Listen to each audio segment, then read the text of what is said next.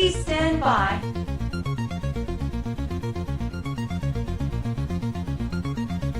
Loading.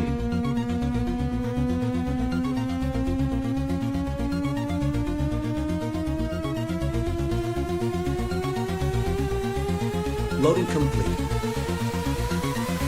30, 29, 28, 27, 26, 25, 24, 20, 22, 21, 20, 18, 17, 16, 15, 14, 13, 12, 11, 10, 9, 8, 7, 6, 5, 2, 1. Now for what you've all been waiting for.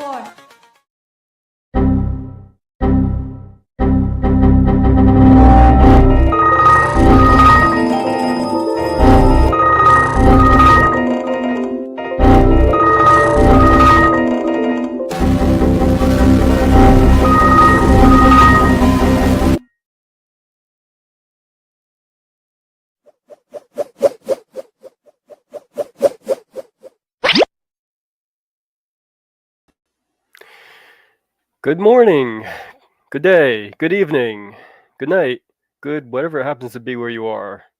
And hello to everybody in the future who watches this later. Uh, so do I have anybody here in the chat? I see an empty chat here. So, am I playing to an empty house? I see two views here in the corner. So I'm guessing I got at least one viewer here. So, hello to whoever is out there watching. All right. Jumping right into this thing. Let's see. Well, I guess I'm not entirely all alone. Just like a memory that lingers on, you seem to haunt my night and day. I never realized till you had gone how much I cared about you. I can't live without you. All alone, I'm so all alone. There is no one else but you. All alone by the telephone, waiting for a ring, a ting-a-ling. I'm all alone every evening, all alone feeling blue, wondering where you are and how you are, and if you are all alone too. Just for a moment you were mine, and then you seemed to vanish like a dream. I long to hold you in my arms again. My life is very lonely, for I want you only. All alone, I'm so all alone. There's no one else but you. All alone by the telephone, waiting for a ring, a ting-a-ling. I'm all alone every evening, all alone, feeling blue, wondering where you are and how you are, and if you are all alone too.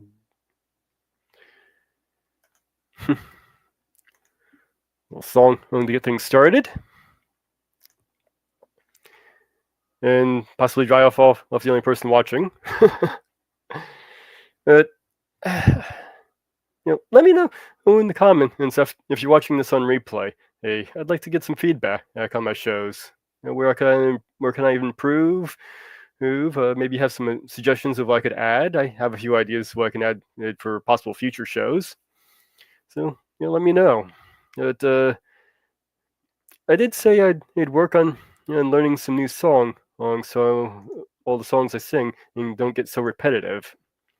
And I learned 3 for tonight. And here's one of them. Have you seen the well-to-do up on Lexing Avenue on the famous thoroughfare with their noses in the air? High hats and narrow collars, wide spats and $15, spending every dime for a wonderful time. If you're blue and you don't know where to go to, why don't you go where Harlem flits? Putting on the Ritz. Spangled gowns up on the Devi of highbrows run down the levee, all misfits. Putting on the Ritz. That's where each and every Lulu Belle goes. Every Thursday evening with her swell bows, rubbing elbows, come with me and we'll attend their jubilee and see them spend their last 2 bits. Putting on the Ritz. If you're blue and you don't know where to go to, why don't you go where Harlem flits? Putting on the Ritz. Spangled downs upon the Devi, highbrows from down the levee, all misfits. Putting on the Ritz. That's where each and every Lulu Belle goes. Every Thursday evening with her swell bows, rubbing elbows, come with me and we'll attend their jubilee and see them spend their last 2 bits. Putting on the Ritz. Come with me and we'll attend their jubilee and see them spend their last 2 bits. Putting on the Ritz. Putting on the Ritz. Yeah, all right. Putting on the Ritz. Hope I didn't cause us too many ears to bleed. But that's what you get. All right. Well, seeing as we're killing time here, let's get into my preferred warm-up songs, and kind of fitting for tonight, I think. What do you do, a drunken sailor? What do you do, a drunken sailor? What do you do, a drunken sailor? Early in the morning, way hey up she rises, way hey up she rises, way hey up she rises. Early in the morning, shave his belly a rusty razor, shave his belly a rusty razor, shave his belly a rusty razor. Early in the morning, way hey up she rises, way hey up she rises, way hey up she rises. Early in the morning. Put me in the scupper hose by bottom, put me in the scupper hose by bottom, put me in the scupper hose by bottom, early in the morning. Way hey up she rises, way hey up she rises, way hey up she rises, early in the morning. Put him in a longboat till he's sober, put him in a longboat till he's sober, put him in a longboat till he's sober, early in the morning. Way hey up she rises, way hey up she rises, way hey up she rises, early in the morning. Put him in bed with the captain's daughter. Put him in bed with the captain's daughter. Put him in bed with the captain's daughter early in the morning. Way hey and up she rises. Way hey and up she rises. Way hey and up she rises early in the morning. That's what you do with a drunken sailor. That's what you do with a drunken sailor. That's what you do with a drunken sailor early in the morning. Way hey and up she rises. Way hey and up she rises. Way hey and up she rises early in the morning. Way hey and up she rises. Way hey and up she rises. Way hey and up she rises early in the morning. All right, Drunken Sailor. First song I learned. A drink of water after that one. The reason why I learned that one first is because it takes a lot of lung power to get going. And speaking about getting going, how about we get into some of the news? Seeing it's sitting here, you're all waiting for me to get to. First thing on the list, we have Black Panther 3 producer debunks T'Challa MCU recast rumors. The exclusive from comicbook.com. Those rumors of Marvel Studio recasting being the part of T'Challa in the Marvel Cinematic Universe appear to have been greatly exaggerated. The rumor popped up last month and stated that Marvel is reportedly looking to replace Chadwick Boseman as T'Challa for the future appearance, such as Black Panther 3. Naturally, fans have reacted both positively and negatively to the report, with some even wanting T'Challa's son to be the new Black Panther. For now, the topic appears to be off the table, according to some inside the halls of Marvel Studios. Comic spoke to Nate Moore, the VP of Production and Development at Marvel Studios, in support of Captain America: Brave New Worlds. Don't really care for the way that it's looking so far. When asked about the rumor of finding a new T'Challa to play Black Panther, Moore shut them down. The truth is there's no true to those rumors.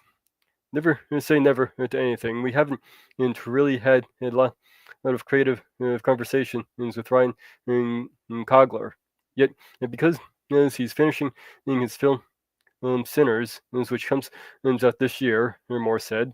We'll get into it later this year, but everything you read online is not true.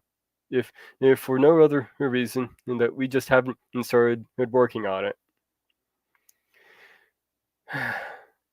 I'm sure Wakanda will have an opinion about the arrival of adamantium, and I'm sure Wakanda had an opinion on Sam Wilson as Captain America, he said. Clearly, they seem to support him as they've given him some technology to help him out, which he didn't seem to be using in some of the trailers.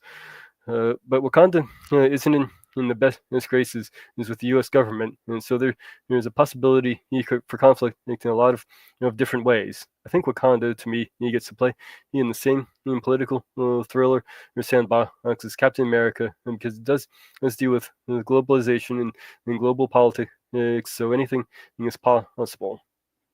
Fair enough. Black Panther 3 he was confirmed in the announcement that Nate Moore would be departing Marvel Studios to pursue other opportunity. He's in a statement.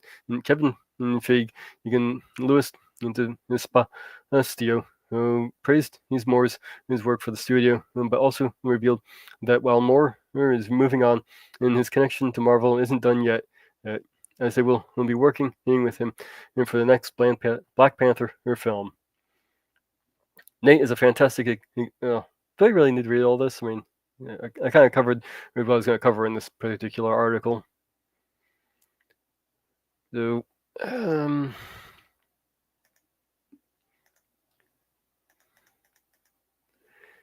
getting on into another topic here.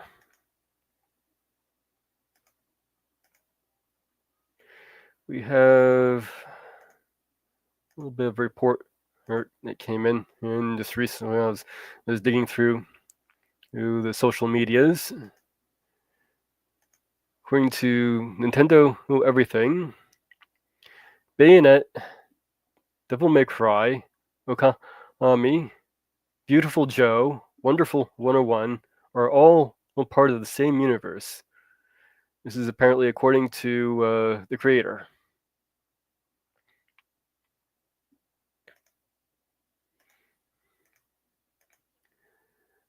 Believe it or not, Bayonet, Devil May Cry, Okami, Beautiful Joe, and Wonderful 101 are all part of the same universe. They asked, elaborate on that, and he replied, no. Well, seeing as you're unwilling to elaborate on how you're all connected, I'm going to say, to believe it or not, not.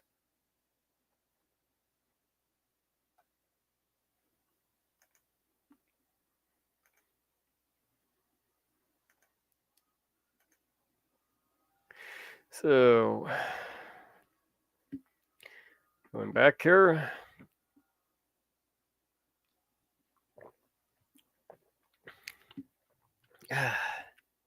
Let's see, according to my view count, I've got another lurker somewhere in the midst. Come on, say hi, guys. I'm not going to bite much.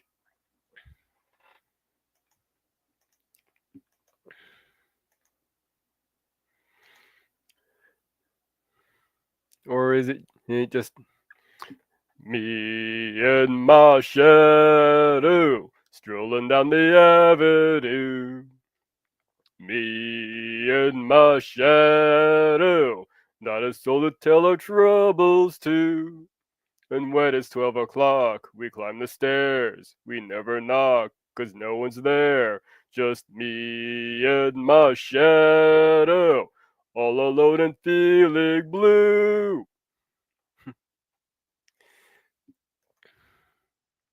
Or maybe you'd prefer something a little bit more upbeat.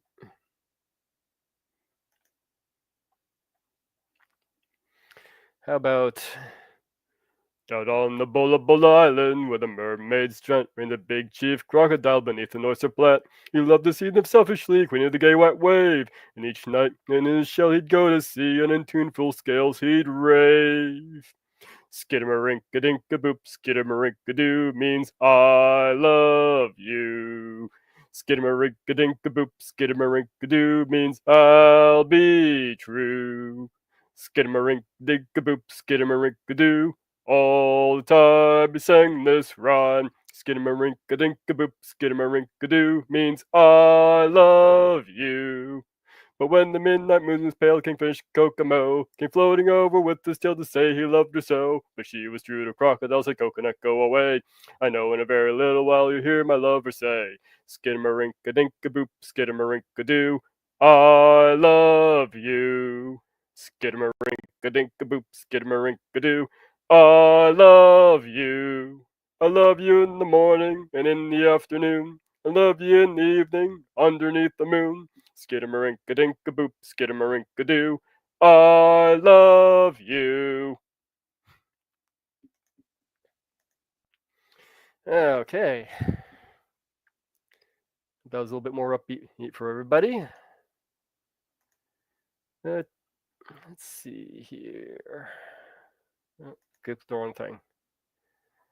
Yeah, here we are. A little something I came across just today when I was digging through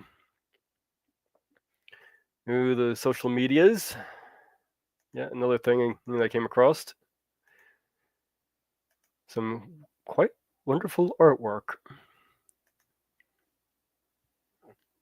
We have some Star Wars. There's skulls. Yeah, we have the Darth Vader. We have, of course, a rebel little X-wing fighter, a stormtrooper, a red lightsaber with a skull and a flower. Designs by a Jonathan Fowler. This person is a tattoo artist and illustrator out of Geek Ink Tattoo in Broken Arrow, Oklahoma. Well, I personally probably wouldn't want to get a tattoo, but I think these designs would be excellent on T-shirts. So if Jonathan, if you happen to be listening to this, yeah, consider maybe putting in some of this stuff on a T-shirt and sell it. I mean, there's plenty of distributing sites out there that would do the trick for you, like Zazzle or Cafe Press, a print shirt. I mean, consider it.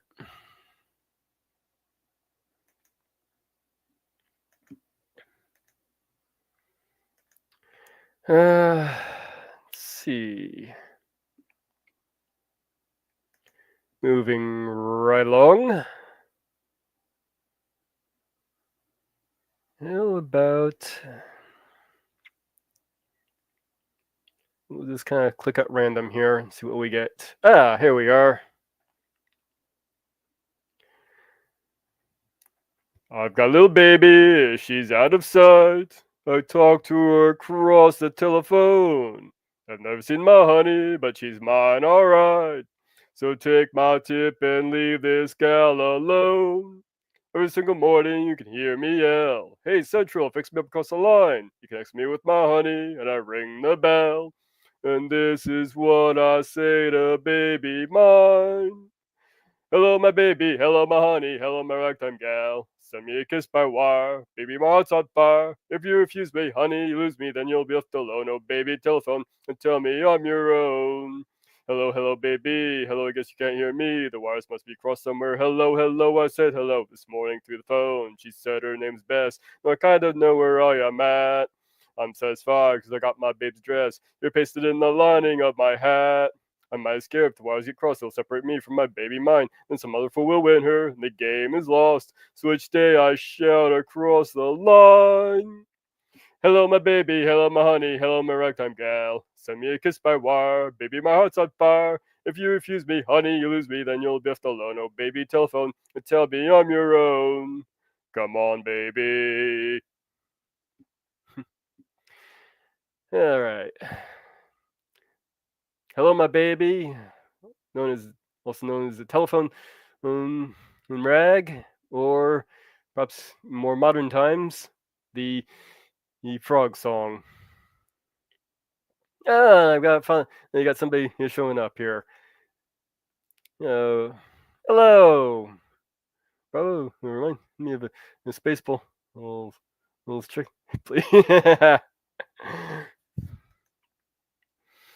Hell, seeing as we were just on together or on Tony's his channel while talking about this, you're just in time and for me to cover something truly repulsive.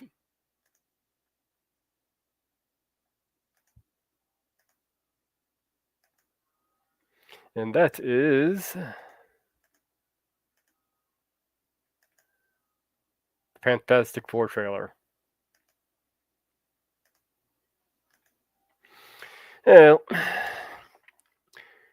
Fantastic Four, Marvel's first superhero family, and team we've never gotten a proper or live action version of the importance of this team and Marvel comes from how fans have been let down in so many times in the past. It's we need detail. Let's fight right here. So it's really important that they get all the details right on this thing. And so we're going to be scrutinizing this a little bit. Now, the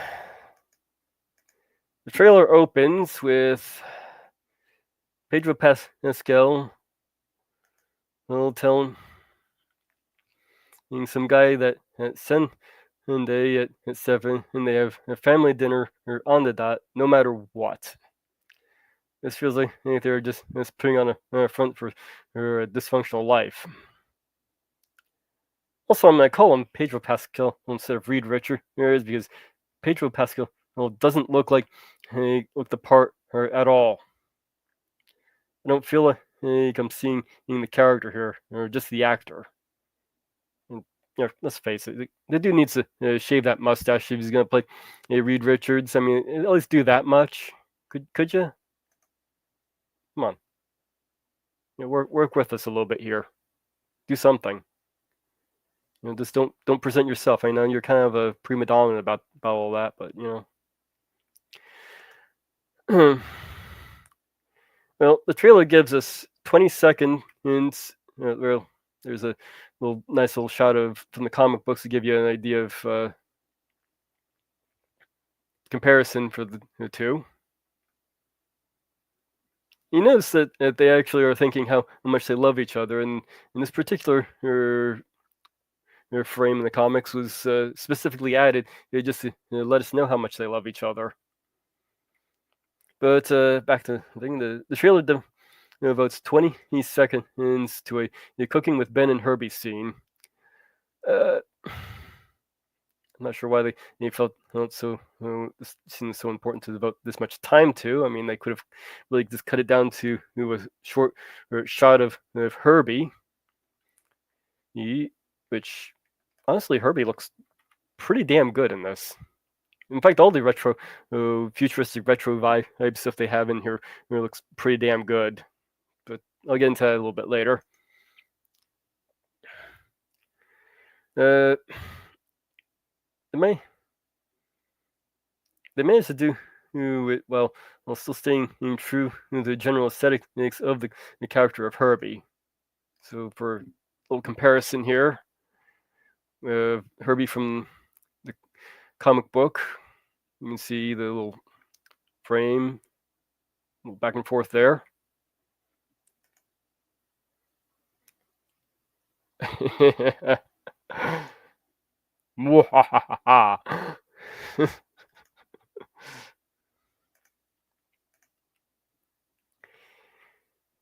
Ben Grimm. looks wise, they did a pretty decent job on him. Uh, it doesn't look too bad. I did see some complaints that the CG makes him look too cartoonish. I'm gonna have to kind of disagree on that assessment. I think it looks pretty good, and using costume like in the other live action versions, it looks kind of cheesy. Uh, and in this particular shot here, I think is possibly a pretty powerful shot because he was just looking at a television of himself from before he transformed, and then it shuts off, and we see him just looking at his reflection as he is now. And after that, we see him just kind of showing remorse for what he's become. And I added this shot in here to highlight his height compared to the other characters. Sue and Pedro are a little bit standing forward, so it's not exactly a side-by-side comparison, but still, he needs to be taller. In the comic books, his canonical height is 6 feet tall, but he's usually depicted much taller than that a lot of times. Let's face it, the comic books don't always follow the canonical height that he established in the first place, which I'm thinking about doing something on with Wolverine.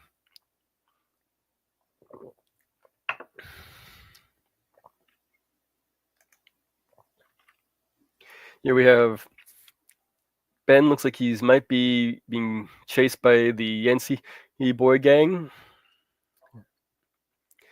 And we get Johnny Storm,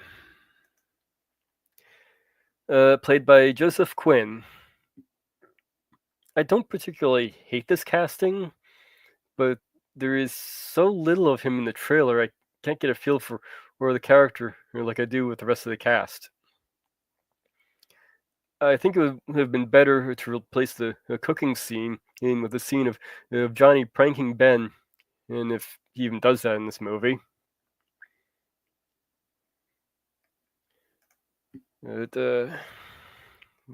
Johnny's kind of goofing around in his space outfit, which Johnny is just Johnny, which is pretty much all the commentary we get on the character. We get a really nice shot of him flaming on, at least. So, the effects on this were pretty good. And now for Sue Storm, played by Vanessa Kirby.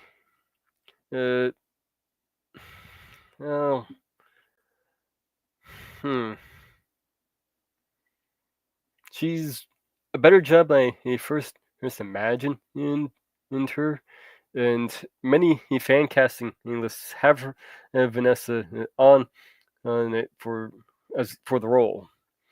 But I think she may have aged out of it a bit. She looks about 5-10 years too old for the role. And well, for a little comparison, we have this shot, which actually she looks a little bit younger in this particular shot. I'm guessing it's the CG effects, because we can kind of compare it to this shot here, which was I believe a 2019 panel. But when we get into some of the other shots, like this one here, we can really see her age showing through. I know this is a minor nitpick on her age, and they could really work if they want to go with an older version of the character. They could really make it work. I mean, there's no reason I couldn't make it work. But as I mentioned, the details for this movie are very important because of how we haven't gotten the proper Fantastic Four movie in the past.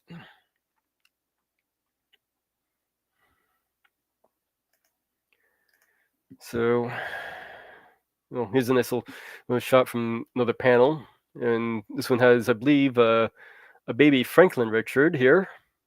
Yeah, name him. So that's Franklin as a baby. And if they are going to go with an older version of of Reed and Sue. They really should have would include their kids into this, already having been born and running around as little kids, or maybe growing up a little bit as they are currently in the comics. And of course, we get our first look at a big bad head for the movie, Galactus. We don't see his face, so I'm kind of hoping he doesn't turn around and we get this. Yeah, this is what they gave us in Ant-Man Quantumania for MODOK. So Disney, Marvel, please don't do that to Galactus, please, please. Huh?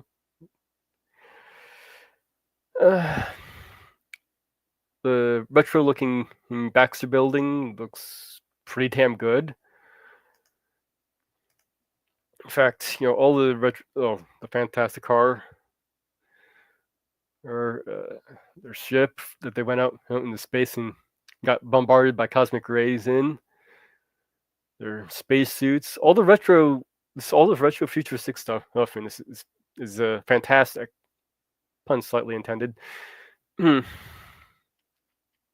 But I have one last bit of criticism about this movie.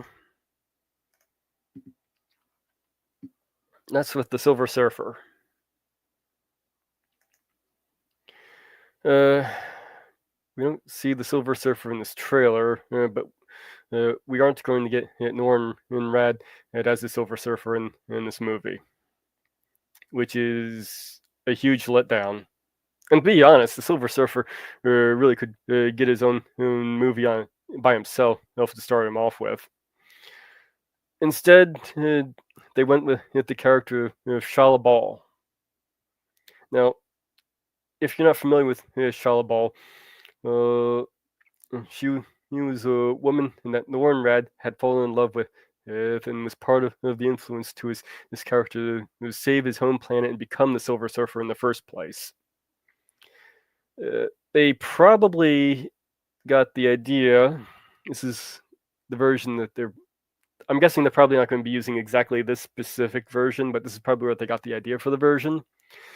But this is the Silver Surfer from Earth 9997, and then this is Shala Ball, who would basically she became the Silver Surfer instead of Norrin Radness in that Earth.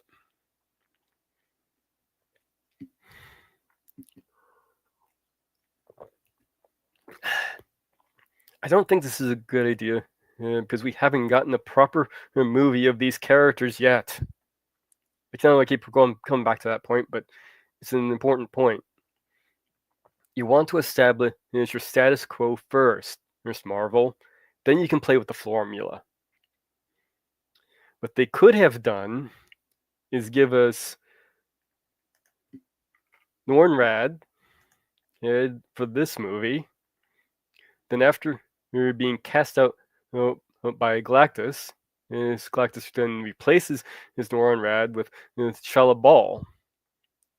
And the interplay between Nornrad finding his former love interest out in space as another Silver Surfer would have been an awesome thing to have for a future movie. But any rate, oh yes, this. Seeing as Pedro Pascal and Vanessa Kirby aren't exactly great choices, well, Vanessa Kirby could have been a great choice, but Pedro Pascal was wrong in pretty much every way possible. Here's some fan art I came across for what I think might have been good choices.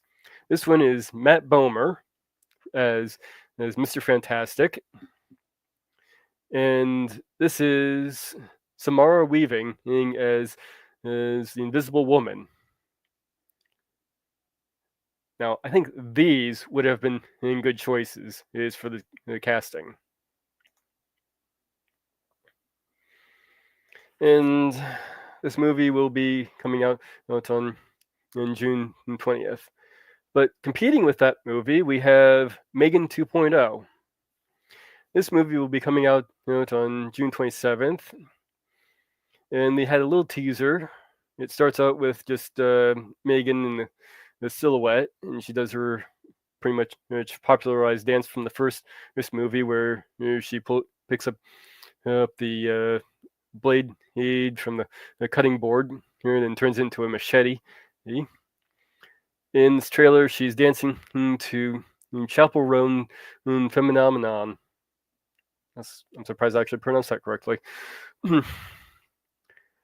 We only get a nice little shot of her full face and later in the trailer, and she winks to the camera.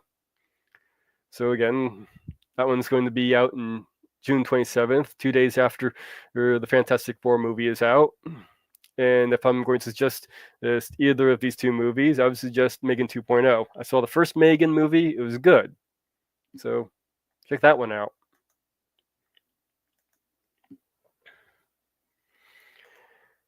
Okay.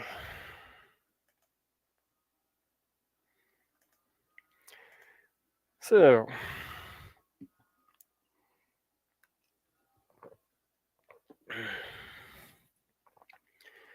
well, looks like I gotta move right along here. So how about another one of my songs here? Let's see. Did that one? Here we are. Seems like a good song to introduce the next segment. Beautiful dreamer, wake unto me. Starlight and dewdrops are waiting for thee. Sounds of the rude world, heard in the day, lulled by the moonlight, have all passed away. Beautiful dreamer, queen of my song, list while I woo thee with soft melody. Gone are the cares of life's busy throng. Beautiful dreamer, awake unto me. Beautiful dreamer, awake unto me. Beautiful dreamer, out on the sea. Mermaids are chanting the wild lorry. Over the streamlet, vapors are born, waiting to fade at the bright coming morn. Beautiful dreamer, beam on my heart, and as the morn on the streamlet and sea, then will our clouds of sorrow depart.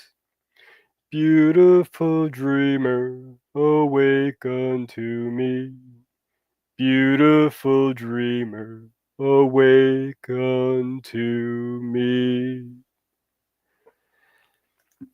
And I think that one pretty well introduces the next segment.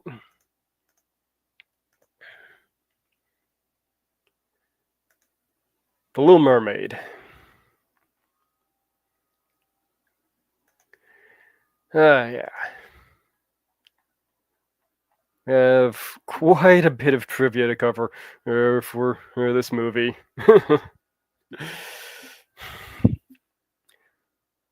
Oh boy. Normally I try and keep these trivia sections to a minimum of 10, maybe about 15, 20. This one went over 40 trivia questions because it had just so much important trivia to cover. So, first up, The Little Mermaid had been a Disney property since 1941. Walt Disney planned to include a much darker Hans Christian Andersen version of the tale in a planned and an anthology film of the fantasy author's work. After a bitter strike by the animator, there is the same year, and the increasing focus is on World War II, wartime and propaganda shorts. The initial version of the film was shelved in 1943, which just kind of touched a little bit on the live action version they released, which seemed to use South Park's Operation Get Behind Darky, which is, you can look up what I'm talking about out on YouTube. I think that movie would have been a lot better if they had tried to do its own thing and be a darker version, of the closer version to the Hans Christian Andersen story, instead of trying to be remake animated version. And they still throw a little bit of what he had from the animated version into it. I mean, I think that's what mostly made the Jungle Book live action version kind of work. But moving on to the getting past that garbage. This is the first Disney film to receive an Academy Award. It's Bedknobs and Broomsticks. It's 1971. I actually gotta get that movie in my collection, and Bedknobs and Broomsticks. So I might have to do that one for a future trivia movie.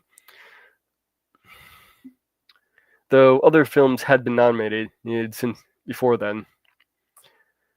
The VHS cover had a recall since it appeared that one of the spires on King Triton's castle looked phallic.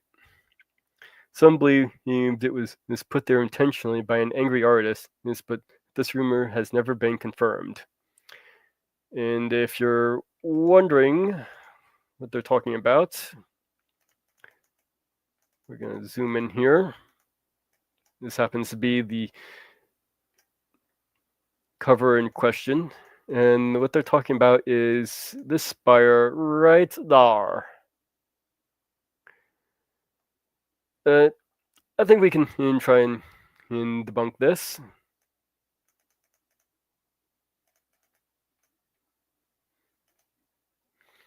So go to a shot from the movie, same castle,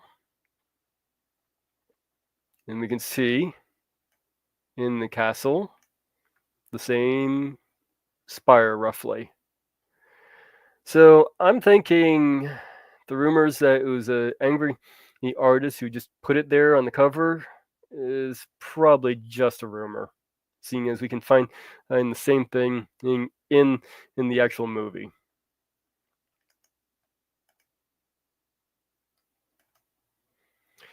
Now, another rumor. We'll blow this up a little bit, since we're talking about dicks everywhere right now. There was a widespread rumor in the early to mid 90s that the priest in the wedding scene had an erection. He doesn't. And we can see the clip playing here. In fact, the shot is the priest's knee moving underneath his tunic.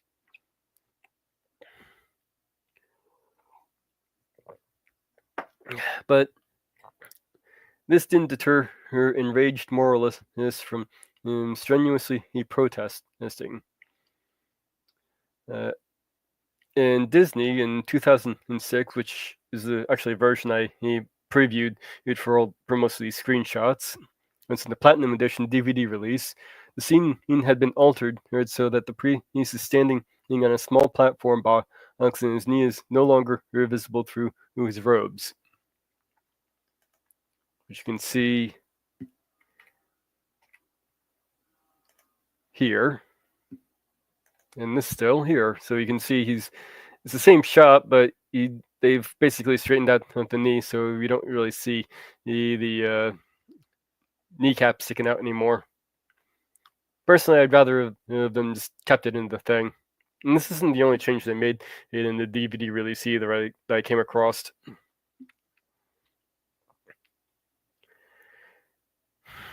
Uh,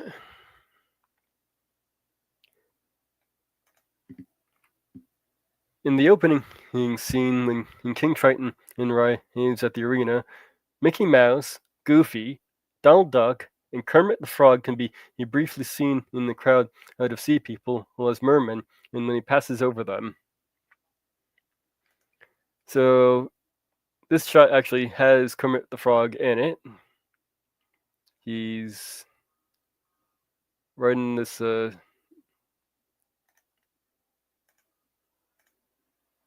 small corner there. Yeah, I highlighted him in this shot. And here's another shot where you can see Goofy, and Mickey, and Donald Duck. Again, I highlighted the three of them. So you got Goofy, Donald Duck, and Mickey right there.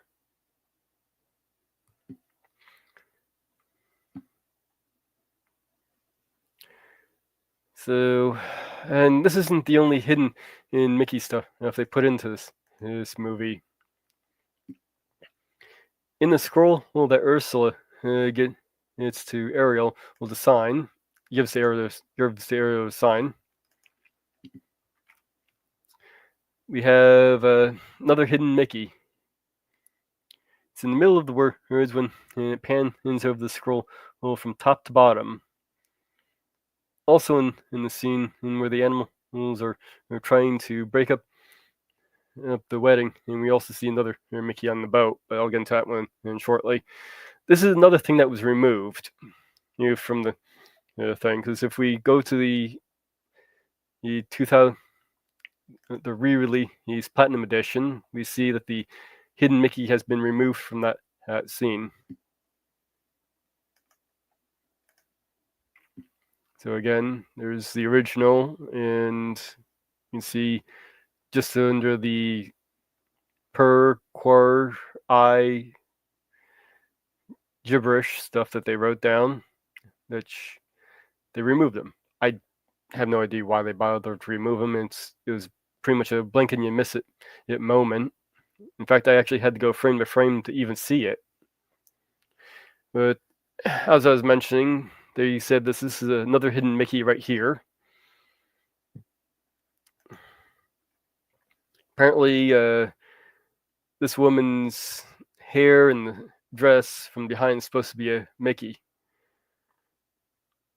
Honestly, I think this one's kind of a stretch.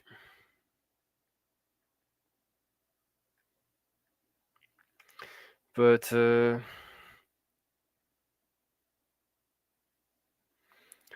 got a little bit more here.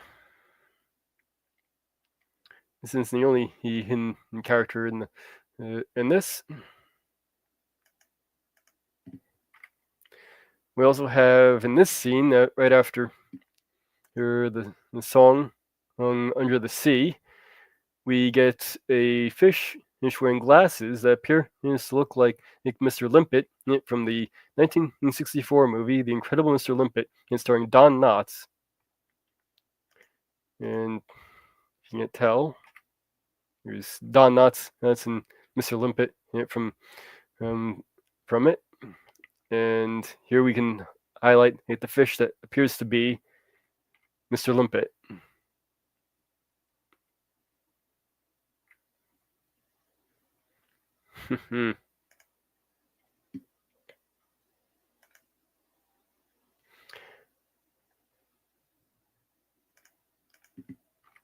Originally, Sebastian was to have an English accent.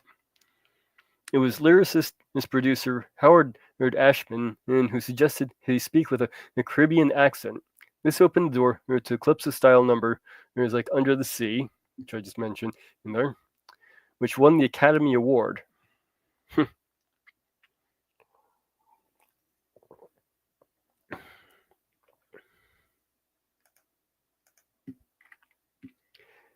it's possible, well, that Prince Eric it could be related to Prince Philip and Princess Aurora from Sleeping Beauty, released in 1959. In the dining room in Eric's castle, when Ariel first is seen, first on land, and there's a painting hanging on the wall. Well, the couple bearing a striking resemblance to the two characters. And it's the painting in the middle here. You can see the Philip and Aurora here, and just highlight the picture. And it does kind of appear to be Philip and Aurora. In fact, the same outfits as we see in this shot here.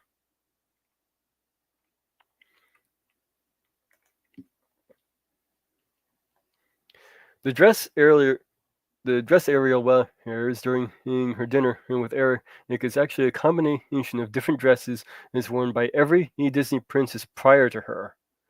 The puff sleeves with a diamond design are similar to the sleeves on Snow White's iconic dress. The light pink color comes from Cinderella's mother's dress.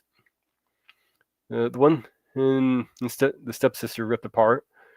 The full skirt and draping are from Cinderella's famous ball gown. Finally, the off-the-shoulder neckline and long pointed sleeves were inspired by a Princess Aurora's royal ball gown.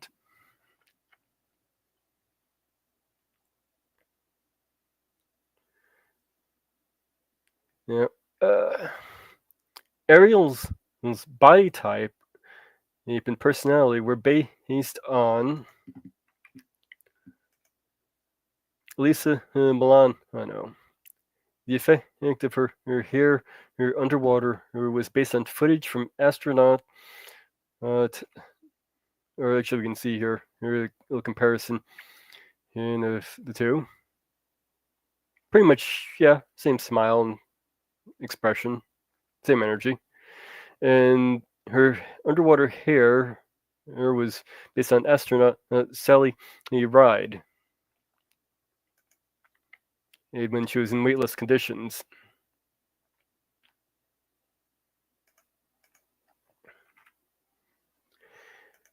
Ariel is purposely made to stand out from her sisters. First, she's the only redhead and the only one who wears her hair down. And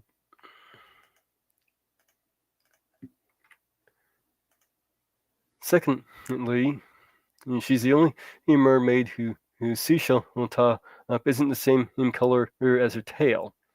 Finally, all of Triton's daughters have names that begin with the letter A. Ariel's is the only one who doesn't end with the letter A. Yeah, shocking, ain't it? Ariel was quite deliberately made a redhead. Now, this was a bit of interesting trivia I didn't even know about. She was deliberately made a redhead in order to distinguish her from Daryl Hannah's character in Splash. Also, which is her red hair was inspired by one of the artist director's daughters who had red hair. Personally, I thought it was inspired by the garden in the original book, seeing as it's described as having being red and being framed like the sun. But I don't know. And Ariel is the first red-haired Disney princess as well. She, in continuing the line of firsts, she's also the first to have biological siblings.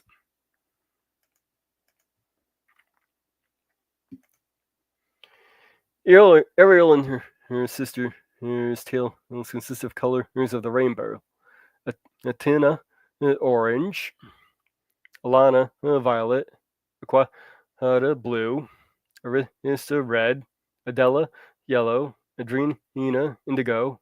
And of course, Ariel has the green tail. green like the rose leaf of a rose. Wasn't talking about the color, however, by the way.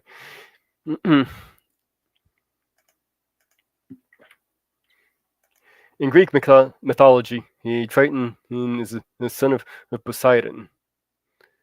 Poseidon is the brother of Zeus. Zeus had a son named Hercules. He's the main hero of Hercules. He's in the 1997 movie. That would make the Disney heroes Ariel and Hercules his first cousins once removed.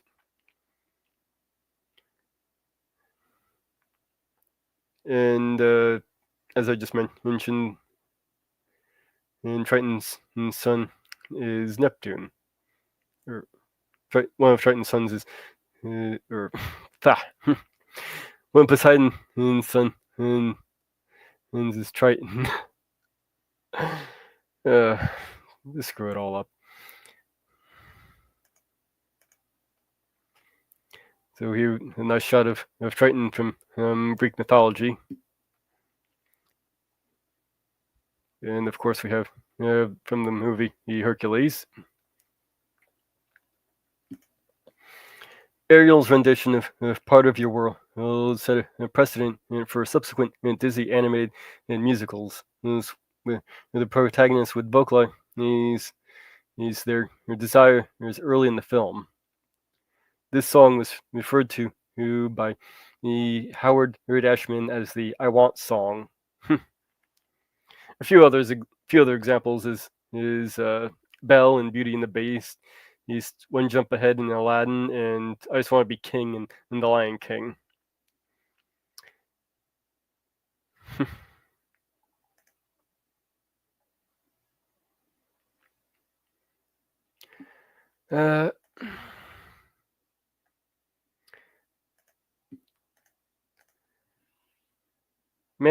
Menken and Ashman's song "Somewhere That's Green" from Little Shop of Horrors later inspired Part of Your World in The Little Mermaid.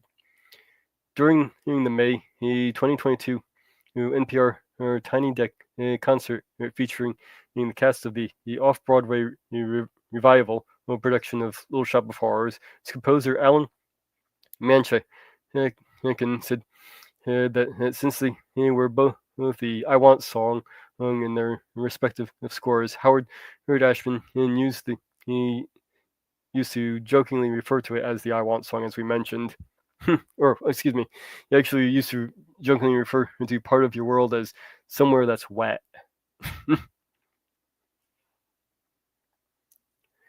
And while we're still on Part of Your World trivia, the song was nearly cut by Jeffrey Katzenberg, who felt that the song was boring, as well as being too far over the heads of the children for whom it was intended. At a test screening, children were restless during the song, which did not have finished animation. In particular, one child that sat in front of Katzenberg and spilled his popcorn and was more interested in picking it up than watching the sequence. John Musker, Ron Clements, and Howard Ashman, and all pleaded their case and begged Katzenberg to let the song stay in to no avail. Ultimately, the one who managed to convince him to give it a second chance was the animator of the sequence, Glenn Keane. Another screening was set up this time with adult audiences. It was a greater success, even reportedly moving some members to tears, and so the song was left in the film. Katzenberg later said that he was happy no one listened to him because he couldn't imagine the film without the song. Yeah, just proof that focus groups aren't always correct. Disney, please. You kind of gotta listen to that.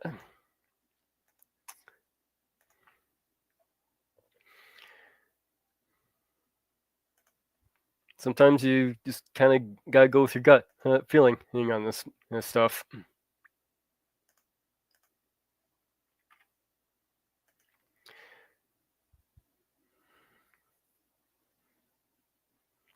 So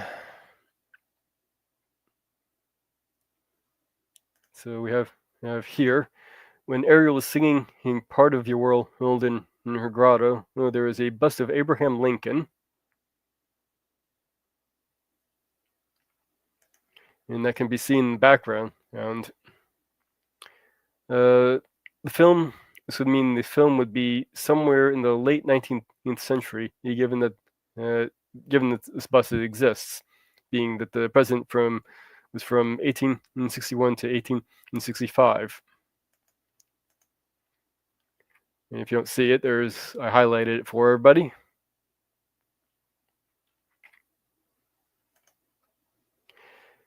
Glenn and Keane, the lead artist for Ariel, admitted in an interview that for the longest time he was embarrassed by the Ariel reaching out towards the surface in the last chorus of Part of Your World.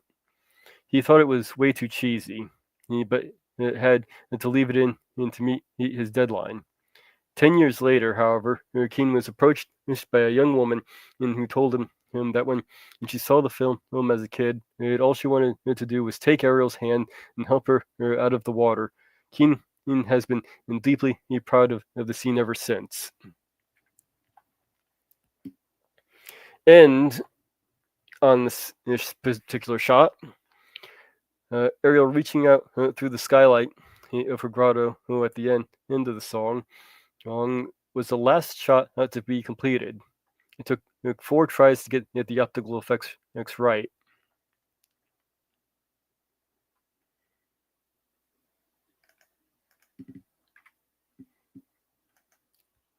Yeah, take a little break.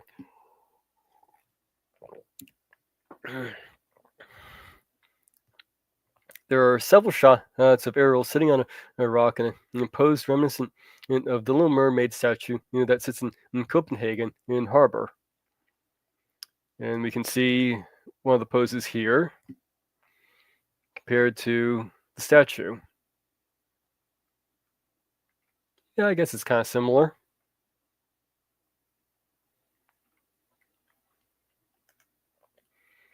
Christopher Daniel Barnes, who was only 16 years old when he recorded his voice for Prince Eric, the producer felt his voice sounded much older than he really was.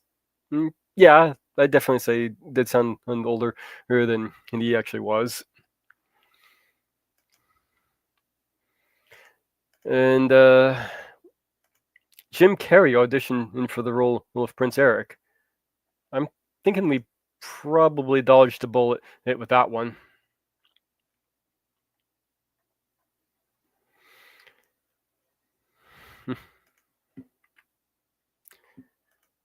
Prince Eric was named after legendary Disney animator Eric Larson, who passed away 1 year prior to the film's release.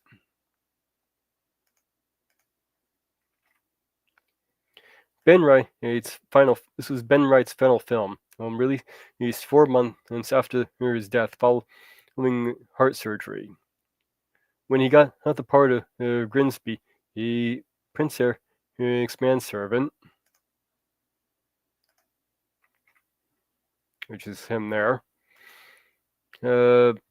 Many hadn't realized that he had also did the voice of Roger from 101 Dalmatians. Though after people kind of realized it was the same person doing the voice, they also noticed that people also notice how Roger here looks like a younger version, or Grimsby and Roger kind of look like younger and older versions of each other.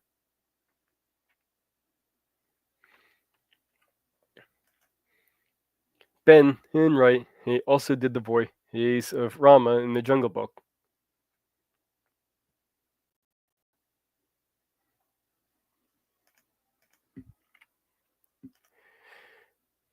Oh, this one. Actually, I gotta pull up a little extra bit of trivia because this one went down a whole rabbit hole of its own. Let's see here. And I lost the whole thing I was going to do. Here we are. Okay, so the trivia I had lined up for this particular bit was to point out uh, at the sea which Ursula is in Sicilia. Yeah. However, doing a little bit more deep diving, Cecilia isn't a word, and you should stop using it, according to Pellinar Adventures for Dummies. Pathfinder label is the octopus mermaid as a Cecilia. This isn't the real word. This apparently comes from Wikipedia article posted in 2008, which has since been deleted. Though I did find a wiki thing on the definition. The Cecilia is a misspelling of the feminine given name Cecilia, or the amphibian order of Sicilians. And both words are derived from the Latin word for blind and have nothing to do with octopi, a mermaid, or octopus mermaids. And this has been updated as of 2023. Because there's lots of people who read Wikipedia and assume it's correct without doing their own fact checking. Always good to do. And when you're using Wikipedia for any of your stuff, you want to look at the citations. I'm sure there's a pun in that someplace, just considering we're talking about undersea things. And because Spamba has duplicate Wikipedia content across the entire internet, this word has spread far and wide. Even so, it remains obscure and impossible to remember how to spell or pronounce. Yeah, I had a hell of a time trying to figure out how to pronounce this thing. And I found like 2 different versions of how to spell it or how to pronounce it, since it was never written or spoken in real life, which explains why I had such a hard time. Octopus mermaids are called by other names, such as abbreviation Octomaid. By comparison with Ursula in Disney's adaptation of Hans Christian Andersen in The Little Mermaid, going to sea with. By comparison with the monster Scylla in Greek mythology, the octopus mermaids are sometimes called Scylla, plural Scylian. The issue of Vampirella gave us Cliff. My eyes just decided to go wonky on me. Cliff Silophyte, possibly derived from silo, from xylem, meaning a bundle of fine hairs. Cilia, the sea monster from Greek mythology again. And we have a Magic the Gathering thing that gives us Phalid. That's not a bad one. But yeah, so that part wasn't at all even. So that trivia just went way down a rabbit hole. And I'm getting behind schedule here, so I should probably get moving on.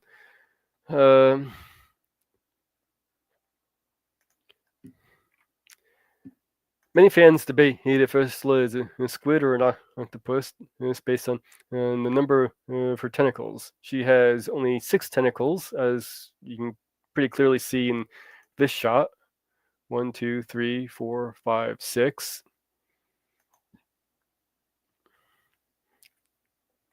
And they did this because it was less expensive to draw. However, people do argue that her 2 human arms count as 2 arms, thus equaling the total of 8.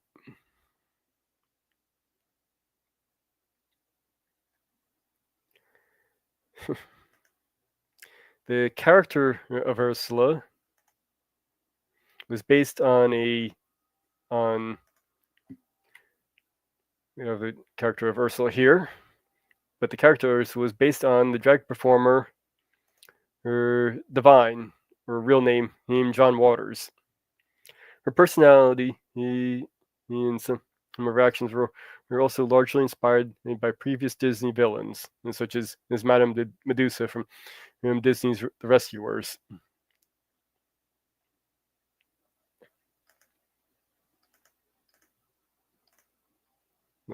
Flip back and forth here. Yeah, it's pretty dead on.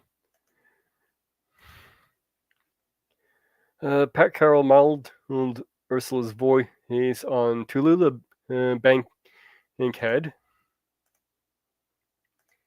and Maurice Evans.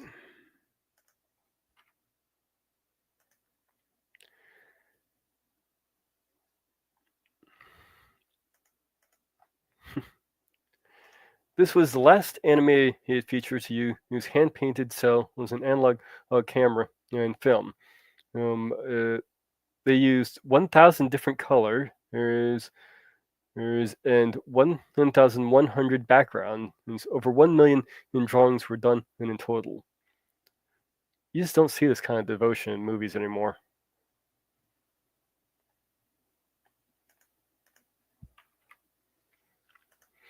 The director insisted that every one of the millions of bubbles should be hand-drawn, not Xeroxed.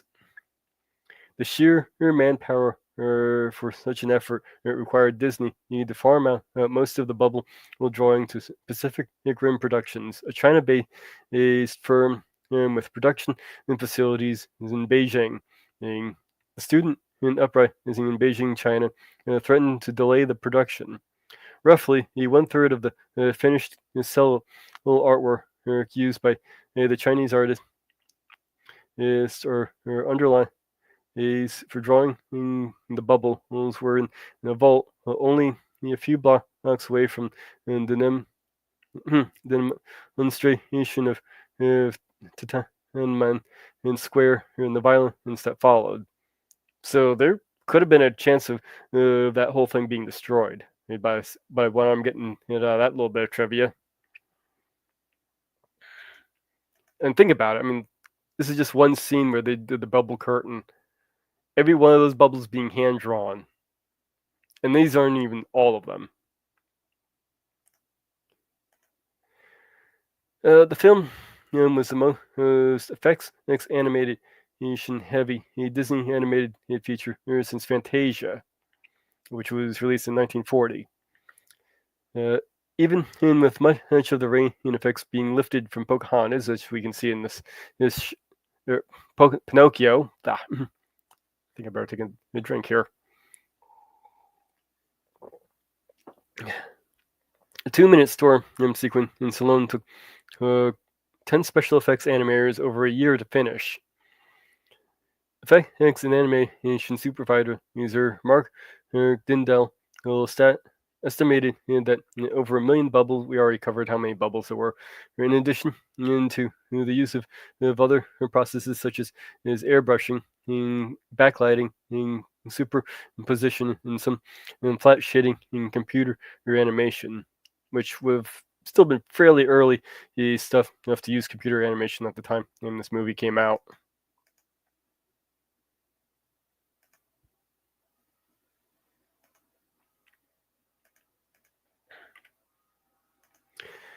This is the last Disney film using the xerography process, invented by Ub Iwerk, which has been used since 101 Dalmatians. And it's been said that it's also what kind of saved Disney's ass back then, too.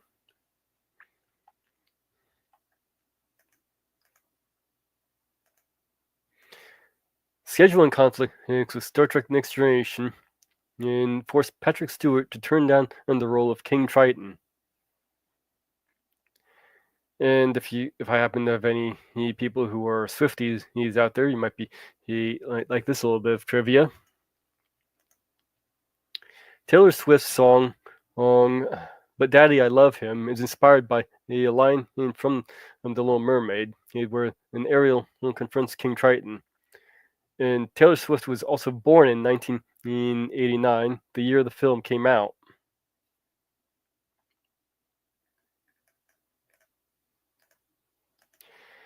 the film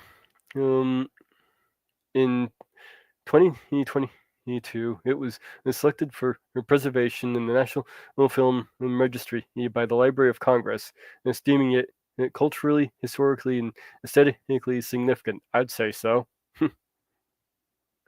That's almost an understatement from when I was able to dig up on this movie. I gotta say. The film premiere screening in Copenhagen, in Denmark, home of Hans Christian Andersen, and was met with some negative response due to the deviations made into the original story's ending. In The Little Mermaid, sacrificing herself for love of one.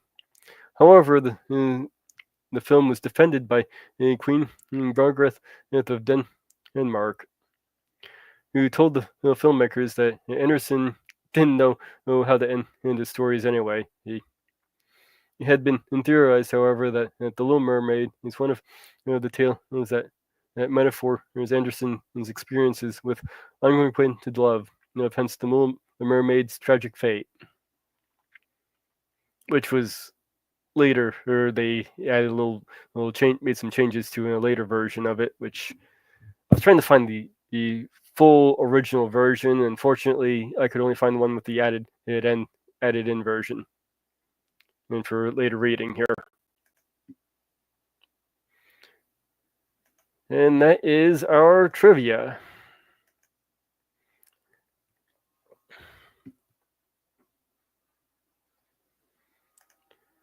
So, close a few windows here so I don't have to have everything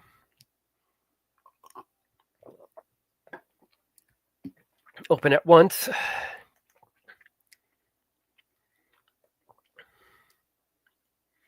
And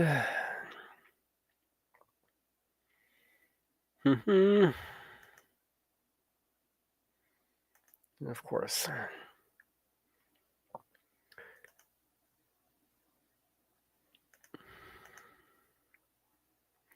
So maybe a little bit more music here.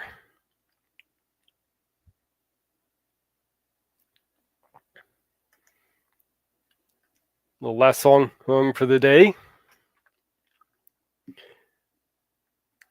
Rosy cheeks and turned up nose and curly hair. I'm raising about my baby now. Pretty little dimples here and dimples there. Don't want to live without her. I love her good nose. As I wrote a song about her, and here's the way it goes. Baby face, you've got the cutest little baby face. There's no one that could take your place. Baby face, my poor heart is jumping. You sure have started something. Baby face. I'm up in heaven in your fond embrace. I didn't need a shove, 'cause I fell in love with your pretty baby face. When you were a baby, not so long ago, you must have been the cutest thing. I can picture you at every baby show, just winning every ribbon with your sweet baby way. Say honest, I ain't fibbing, you'd win 'em all today. Baby face, you got the cutest little baby face. There's another one that could take your place. Baby face, my poor heart is jumping, you sure have started something. Baby face, I'm up in heaven in your fond embrace. I didn't need a shove, 'cause I fell in love with your pretty baby face. That would be the last song I worked on and for tonight.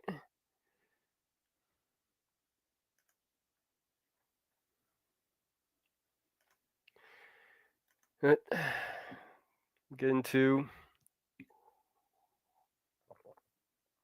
the reading of Little Mermaid.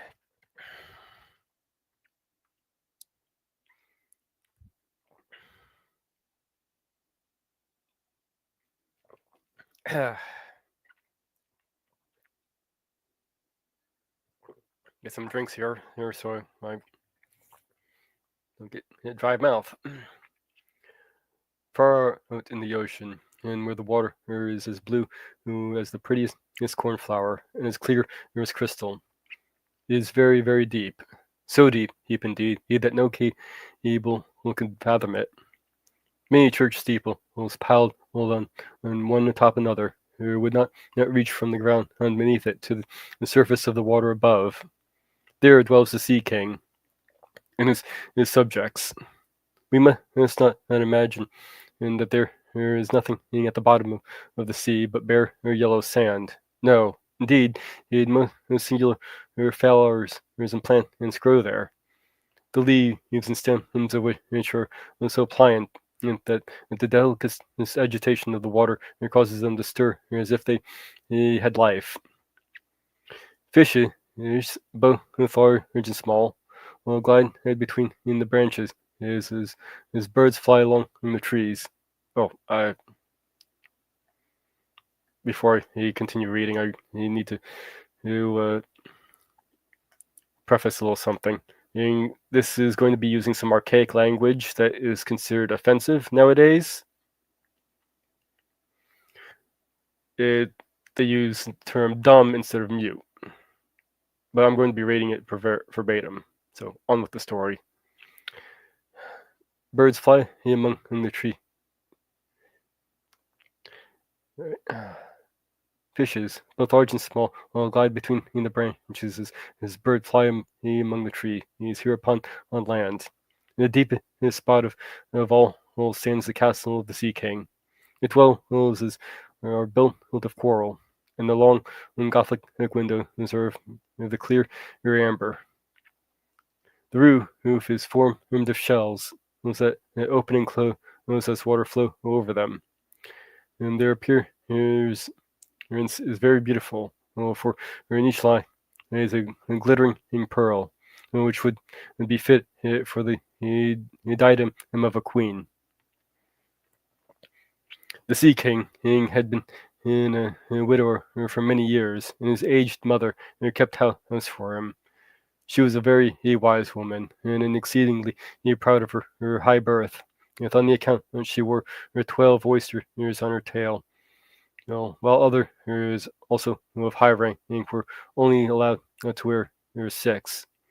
She was, however, deserving of very great praise, especially for her care of the little sea princesses, her granddaughters. There were 6 beautiful children, but the youngest, this was the prettiest of them all. Her skin was as clear and delicate as a rose leaf, and her eyes as blue as the deepest sea.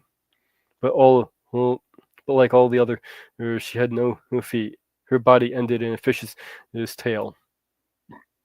All day long they played in the great halls of the castle, or among the living flowers that grew out of the walls.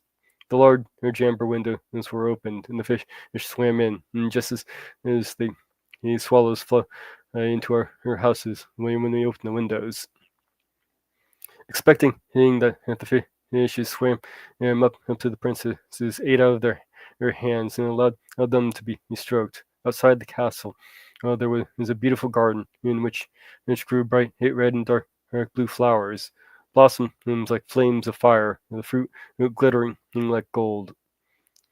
And the leaves and stems sway to and fro continuously. The earth itself was the finest sand, and blue, but blue was the flame of burning sulfur. Other Over everything lay a particular blue radiance, as if it were surrounded by the air from above, through which the blue sky shone. Instead of the dark depths of the sea, in a calm weather, the sun could be seen looking like a purple flower, with the light streaming from the silex. Each of the young princesses had a little plot of ground in the garden, and where she might dig and plant as she pleased. One arranged her bed into the form of a whale. Another brought it deep to make hers like the figure of a little mermaid. But that of the youngest was round like the sun, and contained flowers of red, as ray is a sunset. She was a strange child, quite thoughtful, and while her sisters would be delighted with the wonderful things which they obtained from the eggs of vessels. Well, she cared for nothing but her pretty red flowers. And it's like the sun, and expecting a beautiful marble statue. Except expecting a beautiful marble statue. It was a representation of a handsome boy, carved out of pure white stone, which had fallen into the bottom of the sea from a wreck. She planted by the statue a rose-colored weeping willow. It grew splendidly, and very soon hung its fresh branches over the statue, almost down into the blue sands.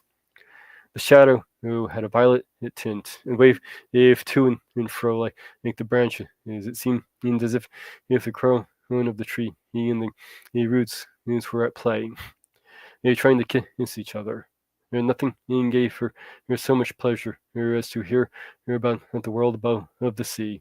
She made her old grandmother tell her all she knew of the ship and of the towns, the people, the animals. To her, it seemed most wonderful and beautiful to hear that the flower in the land and should be fragrance and should have fragrance, and not those below the sea.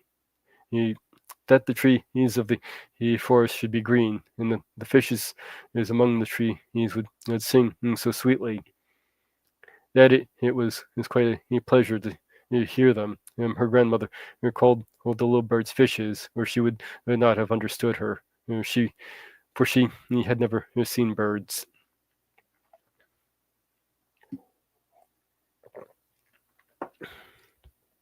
When you have reached your 15th year, said the grandmother, you'll have permission to rise up out of the sea, to sit on the rocks in the moonlight, while the great ships are sailing by, and then you will see both forests and towns in the following year. One of the sisters would be 15, but as each was a year younger than the other, the youngest would have to wait 5 years before her turn came to rise up from the bottom of the ocean and see the earth as we do. However, each promised to tell the other what she saw on her first visit and what she thought the most beautiful. For their grandmother could not tell them enough. There were so many things on which they wanted information. None of them longed so much for her turn to come as the youngest. She who had the longest this time to wait, and who was so quiet and so thoughtful. Many nights she stood by the open window, looking up through the dark blue water, or watching the fish as they splashed about with their fins and tails. She could see the moon and stars shining faintly, but through the water they looked larger than they do in our eyes. When something like a black cloud passed between her and them, she knew that it was either a whale swimming overhead or a ship full of human beings who never imagined, and the pretty little mermaid was standing beneath them, holding out her eight hands and towards the keel of their ship. As soon as the eldest was 15, and she was allowed to rise to the surface of the ocean. And when she came back, she had hundreds of things to talk about. But the most beautiful, she said, was the lie in the moonlight on the sandbank in the quiet sea near the coast, and to gaze on a large town nearby, where the lights were twinkling like hundreds of stars, to listen to the sounds of music, like the noise of carriages and the sounds of human beings, and then to hear the merry bells peal out from the church steeples and become so she could go near to all those wonderful things. She longed for them more than ever. Oh, did not the youngest sister listen eagerly to all these descriptions? And afterwards, is when she stood at the opening window, looking up through the dark blue water, she thought of the great city, with all its bustle and noise, and even in fancy she could hear the sound of the church bells down in the depths of the sea. In another year, the second sister, received permission to rise to the surface of the water and to swim about where she pleased. She rose just as the sun was setting, and this, she said, was the most beautiful sight of all. The whole sky looked like gold, while violet and rose-colored clouds, which she could not describe, floating over her. And still more rapidly than the clouds flew a large flock of wild swans towards the setting sun, looking like a long white veil across the sky.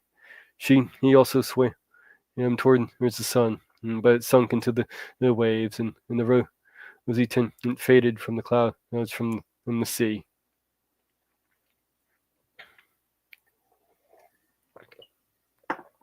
The third, the third sister's turn followed.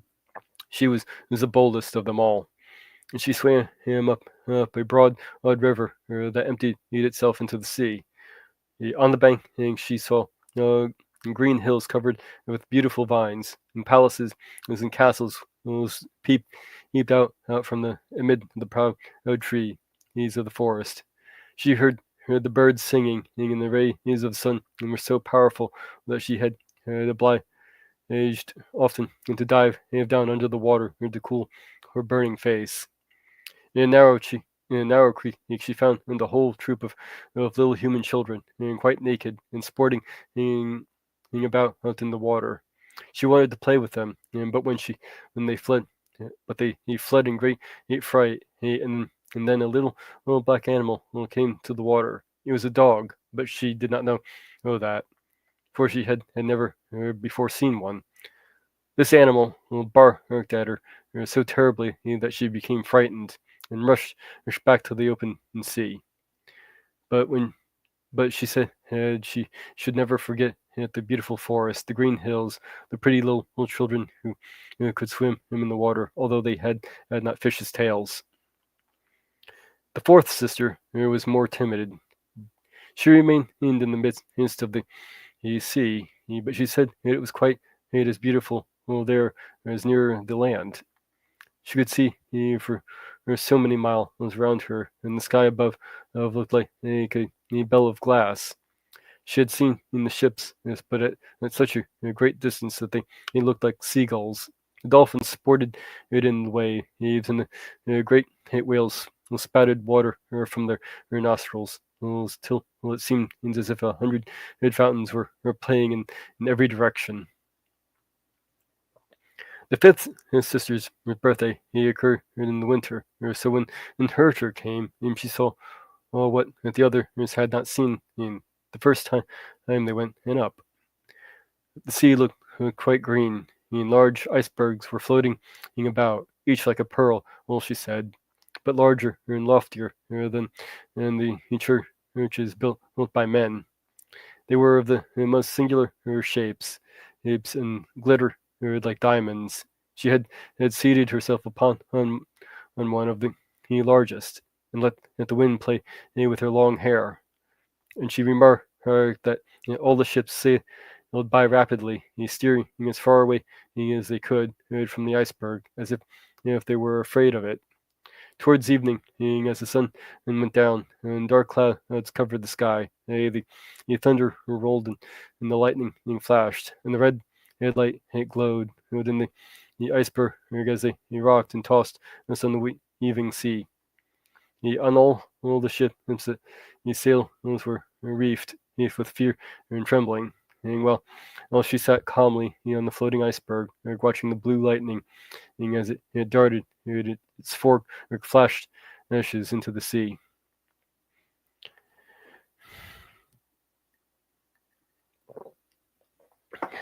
When the first sisters had permission to rise to the surface, as they reached delighted with a new and beautiful sight as they saw. But now, as grown-up girls, they could go when they pleased. They had become indifferent about it. They wished themselves back again in the water, and after a month had passed, they said it was much more beautiful down below, and pleasanter to be at home. Yet often, in the evening hours, the five sisters would twine in their arms around each other and rise to the surface in a row. They had more beautiful voices than any human being could have, and before the approach of a storm, and when expected a ship would be lost, as they swam before the vessel and sang sweetly of the delay is to be found on the depths of the sea, and begging the sailor is not to fear if they sank to the bottom. But the sailors could not understand the song, and they took it for the howling of the storm. And these things were never to be beautiful for them, and for it, if the ship sank, the men were drowned. Their dead bodies alone reached the palace of the Sea King.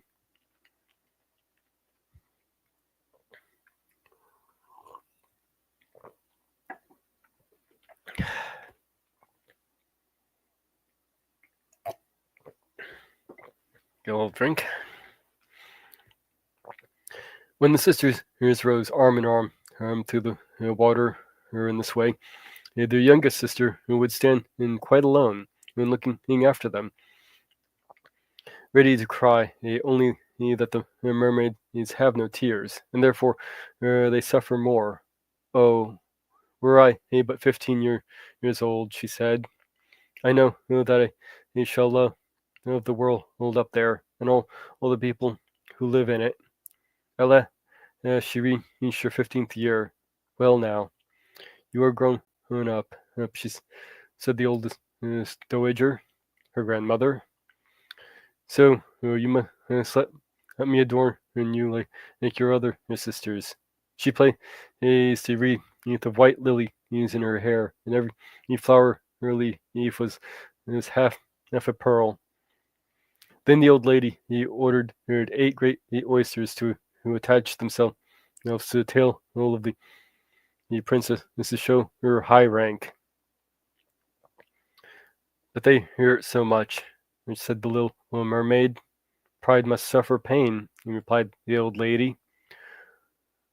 Oh, how gladly she would have shaken off all the grandeur and laid it aside the heavy wreath. The red flowers in her own garden and would have suited her much better, but she could not help herself. So she said farewell and rose as lightly as a bubble to the surface of the water. The sun had just set as she raised her head above the waves. Yes, but the clouds were tinted with crimson and gold, all through the glittering in twilight, beaming in the evening star in all its beauty. The sea was calm, and the air mid and fresh. A large ship with 3 masts lay becalmed on the water, with only one sail set, for not a breeze stiff if and the sailor sat idle on deck or among on the rigging. There was music and song on board, and as darkness came on 100 colored lanterns were lighted, as if the flags of a whole nation waved in the air. The little mermaid swam close to the cabin and windows. It was now and then, and as the waves lifted her up she could look in through the clear glass as window panes, and see a number of well-dressed people within. Among them was a young prince, the most beautiful of all, with large black eyes. He was 16 years of age, and his birthday he was being kept with much rejoicing. The sailors were dancing on deck, but when the prince came out of the cabin, and more than 100 rockets rose into the air, making it as if bright as day. The little mermaid was so startled that she dived under the water. And she again stretched out her head, it appeared as if all the stars of heaven were falling around her. She had never seen such fireworks before. A great sun spurting fire about splendid fireflies flew into the blue air. Everything was reflected in the clear, calm sea beneath. The ship itself was so brightly illuminated, that all the people, and even the smallest rope, could be distinctly and plainly be seen. And now, and how handsome the young prince looked, and as he pressed the hands of all present, and smiled at them, while the music ground through the clear night air. It was very late, yet the little mermaid could not take her eyes from the ship, or from the beautiful prince. And the color her lanterns had been extinguished. No more rockets rose in the air, and the cannon had ceased firing.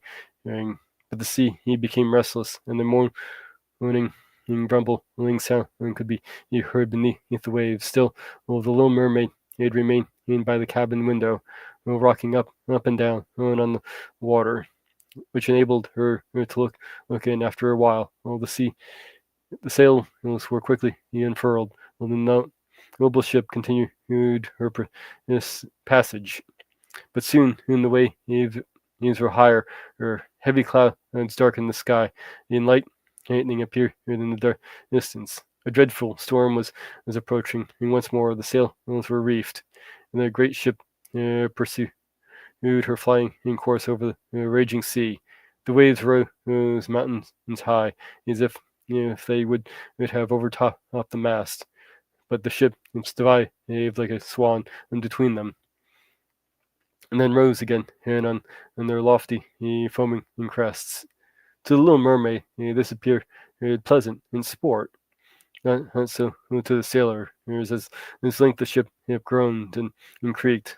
The thick planks gave way under the lashing of the sea, as they broke over the deck.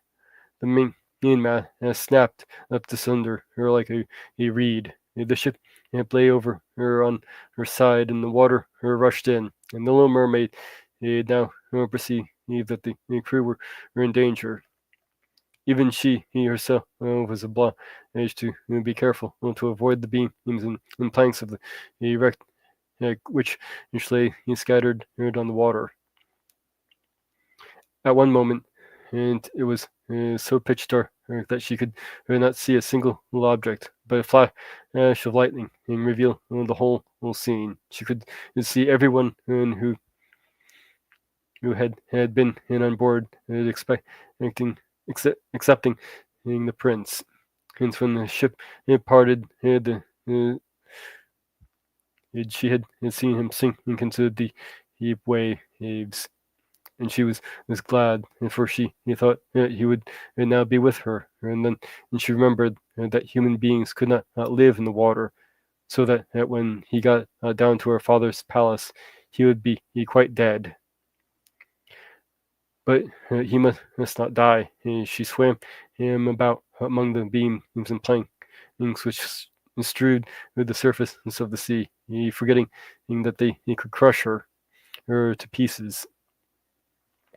Then she dived deeply under the dark water, rising and falling with the wave. Till at length she managed to reach the young prince, and who was fast losing the power of swimming in that stormy sea. His limbs were failing him. His beautiful eyes were closing, and he would have died had not the little mermaid come to his assistance. She held his hand above the water. She held his head above the water, and let the waves drift them where they would.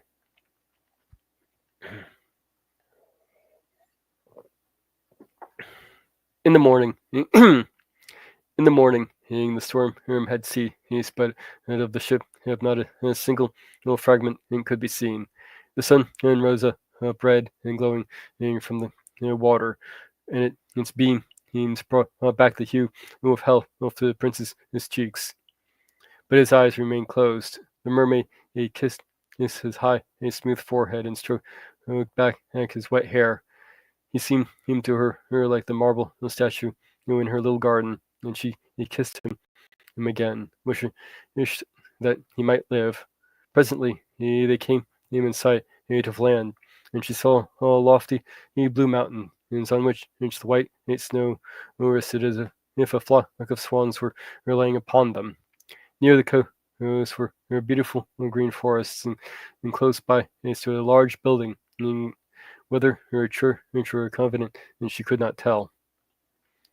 Orange and citron and trees grew in the garden, and before the door stood lofty palms. The sea, here formed a little bay in which the water was quite still, but very deep. So she swam in with the handsome prince to the beach, which she was covered with fine and white sand. And then there she lay him in the warm sunshine, and taking care to raise his head higher than in his body.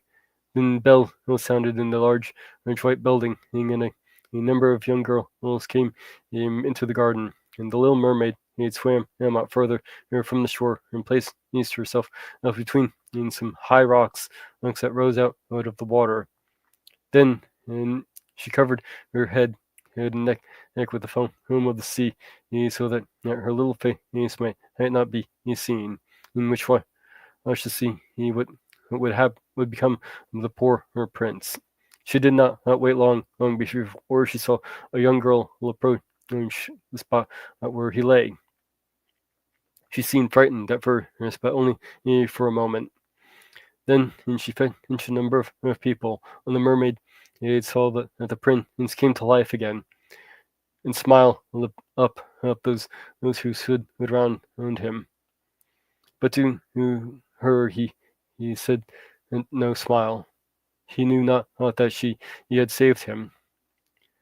This made her very unhappy, and when he was led away into the great building, and she dived down and sorrowfully into the water and returned into her father's castle. She had always been silent and thoughtful, and now she was more so than ever. Her sister asked her what she had seen during her first visit to the surface of the water, but she would not tell them. But she would tell them nothing. Many in the evening, in the morning, did she ride to the place where she had left the princess. She saw the fruit in the garden and ripen until they were gathered by the snow on the tops of the mountain and melted away. But she never saw the prince. Therefore, she returned home, always more sorrowful than before. It was her only comfort to sit in her own little garden and fling her arm around the beautiful marble statue, which was like the prince.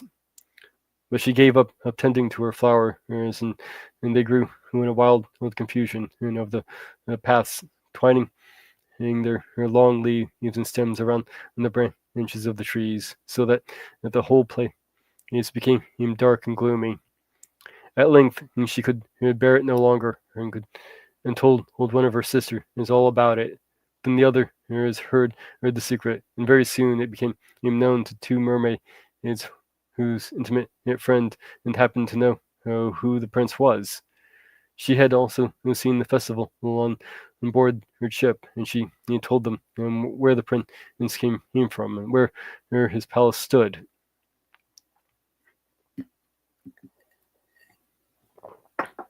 "Come, little sister," said the other princesses, as then they intertwined in their arms and rose up in a long row to the surface of the water, close by the spot where they had known who the prince's palace stood. It was built of bright yellow shining stone, and with long flights of marble steps, one of which reached quite down to the sea. Splendid gilded cupolas rose over the roof, and between the pillars that surrounded the whole building stood lifelike statues of marble. Through the clear crystal of the lofty windows could be seen a noble room with costly silk curtains and hanging of tapestry, while the walls were covered with beautiful paintings, which were pleasant to look at.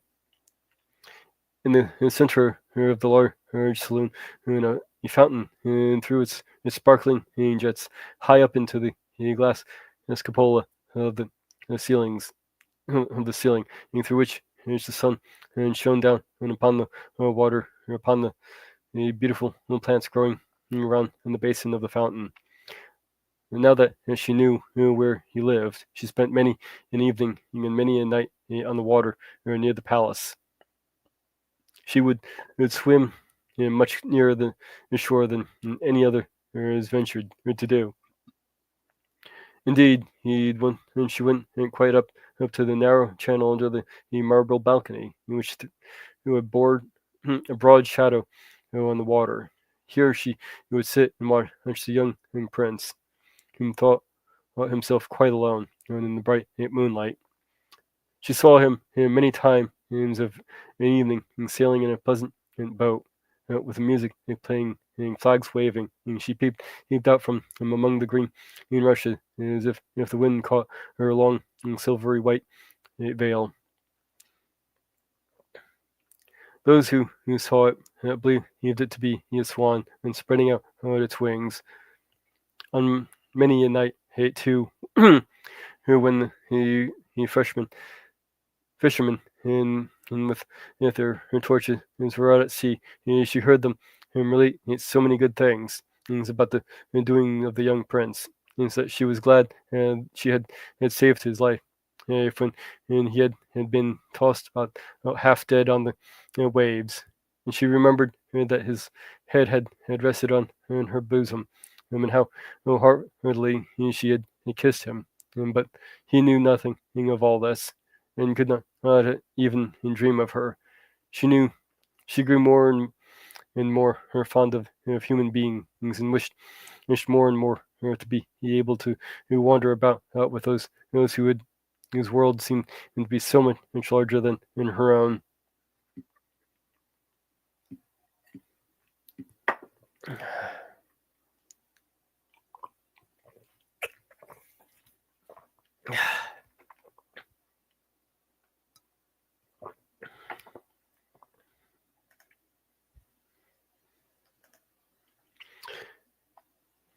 They could they could fly over the sea in ships and mount the high hills with which were far above the clouds, and the land as they possessed, as their woods and their fields stretched far away beyond on the reach of her sight.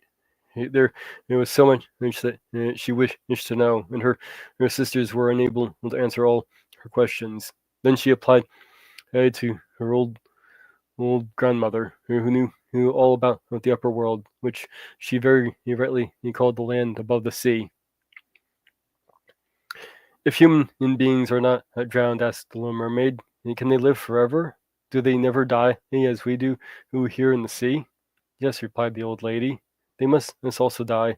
Their term of life is even shorter than ours.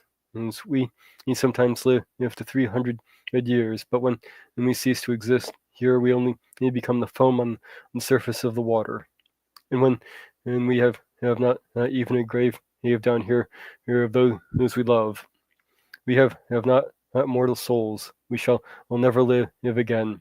But like the green seaweed, once it has been cut off, we can never flourish more. Human beings, on the contrary, have a soul which lives forever, lives after the body has been turned into dust. It rises up through the clear, pure air beyond the glittering stars as we rise out of the water and behold all the land of the earth, and so do they rise to unknown and glorious regions which we shall never see. Why have not we an immortal soul? Asked the little mermaid mournfully. I would give gladly all the hundreds of years that I have to live, to be a human being, and only for one day, and to have the hope of knowing the happiness of the glorious world above the stars. You must not think of that, said the old woman. We feel ourselves to be much happier and much better off than human beings. So I shall die, said the little mermaid. And as the foam of the sea, I shall be driven in about, never again to hear the music of the waves, or the sea, the pretty flowers, or the red sun. Is there anything I can do to win an immortal soul? No, said the old woman. Unless a man were to love you so much that you were more to him than his father or mother, and if all his thoughts and all his love were fixed upon you, and the priest placed his right hand in yours, and he promised to be true to you here and hereafter, then his soul would glide into your body, and you would obtain a share in the future happiness of mankind. He would not give a soul to you and retain his own. He would give a soul to you and retain his own as well. But this can never happen. Your fish's tail, which among us is considered it's so beautiful, was thought on earth to be quite ugly. They do not know any better, and they think it necessary to have two stout props, which they call legs, in order to be handsome. Then the little mermaid sighed and looked sorrowfully at her fish's tail. Let us be happy, said the old lady, and our in spring about during the 300 years that we have to live, which is really quite long enough. After that, we can rest ourselves all the better. This evening, we are going to have a court ball. It is one of the splendid sights which we can never see on earth. At the walls and the ceiling of the large ballroom were of thick but transparent crystal, while many hundreds of colossal shells, some of a deep red, others of a grass green, stood in each side in rows, which blew fire in them, and which ignited up the whole saloon, and shone through the walls, so that the sea was also illuminated. Innumerable little fishes, great and small, swam past the crystal walls. On some of them, and the scales glowed with a purple brilliance, and on other as they shone like silver and gold. Through the walls followed a broad stream, in the instance and some mermen and the mermaids to the music of their own sweet singing. No one on earth had such a lovely voice as theirs. The little mermaid sang more sweetly than in them all. The whole court applauded her with hands and tails, and for a moment her heart felt quite gay, for she knew she had the loveliest voice of any on earth or in the sea. But she soon thought again of the world above her. She could not forget the charming prince, nor her sorrow that had not an immortal soul like his. Therefore she crept away silently out of her father's palace, and while everything within was gladness and song, she sat in her own little garden and sorrowfully alone. Then her head the bugle sounded through the water, and thought, he is certainly sailing above. He in whom my wishes depend, in whose hands I should place is the happiest of my life. I will venture all for him, and to win an immortal soul. With my sisters are dancing, while my sisters are dancing in my father's palace, I will go to the sea witch, and of whom I have always been so afraid.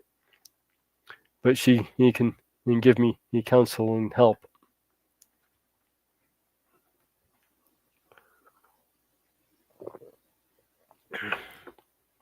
And then the little mermaid went out from her garden, and took the road to the foaming whirlpools, behind which the sorceress lived. She had never been in that way before. Neither flower nor grass grew there. Nothing but bare, gray, sandy ground, and stretched out to the whirlpool, where the water like foaming millweed whirled all around and everything, and that it was seized and cast into the fathomless deep. Through the midst of these crushing whirlpools, the little mermaid was obligated to pass, was to reach the main names of the sea witch, and also, for a long distance, and the only road lay right across a quantity of warm, bubbling mire, or called by the witch her turf moor. Beyond on this stood her house, in the center of a strange forest in which all the trees and flowers were polypi, half animals and half plants.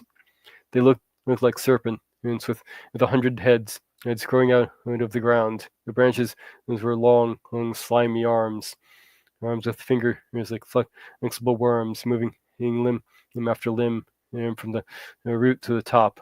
All that could be he reached in the sea, he seized upon and held fast, so that it, that it never escaped from in their clutches.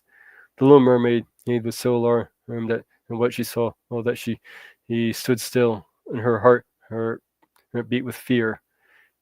She was very nearly turning back, but she thought of the prince and of the human soul for which she longed, and her courage returned, and she fastened her long, flowing hair around her head, and so that the polypi might not seize hold of it. She laid her hands together across her bosom. Then she darted forward as a fish shoots through the water. Between the supple little arms and fingering of the ugly polypi which were stretching out on each side of her, she saw that each held on its grasp as something it had seized with its numerous little arms, as if they were iron bands, and the white skeletons of human beings who had perished at sea and had sunk down into the deep waters, and skeletons of land animals, oars, rudders, and chests of ships were laying lightly grasped as by their clinging arms, even a little mermaid, whom they had caught and strangled in the little. And this seemed the most shocking of all to the little princess. She now came to a space of marshy ground and in the wood, where large, fat water snakes were rolling in the mirror, and showing their ugly, drab-colored bodies. In the midst of this spot stood a house, built with the bones of shipwrecked human beings. There sat the sea witch, allowing a toad to eat from her mouth, just as people will sometimes feed a canary with a piece of sugar. She called all the ugly water snakes her little chickens, and allowed them to crawl all over her bosom.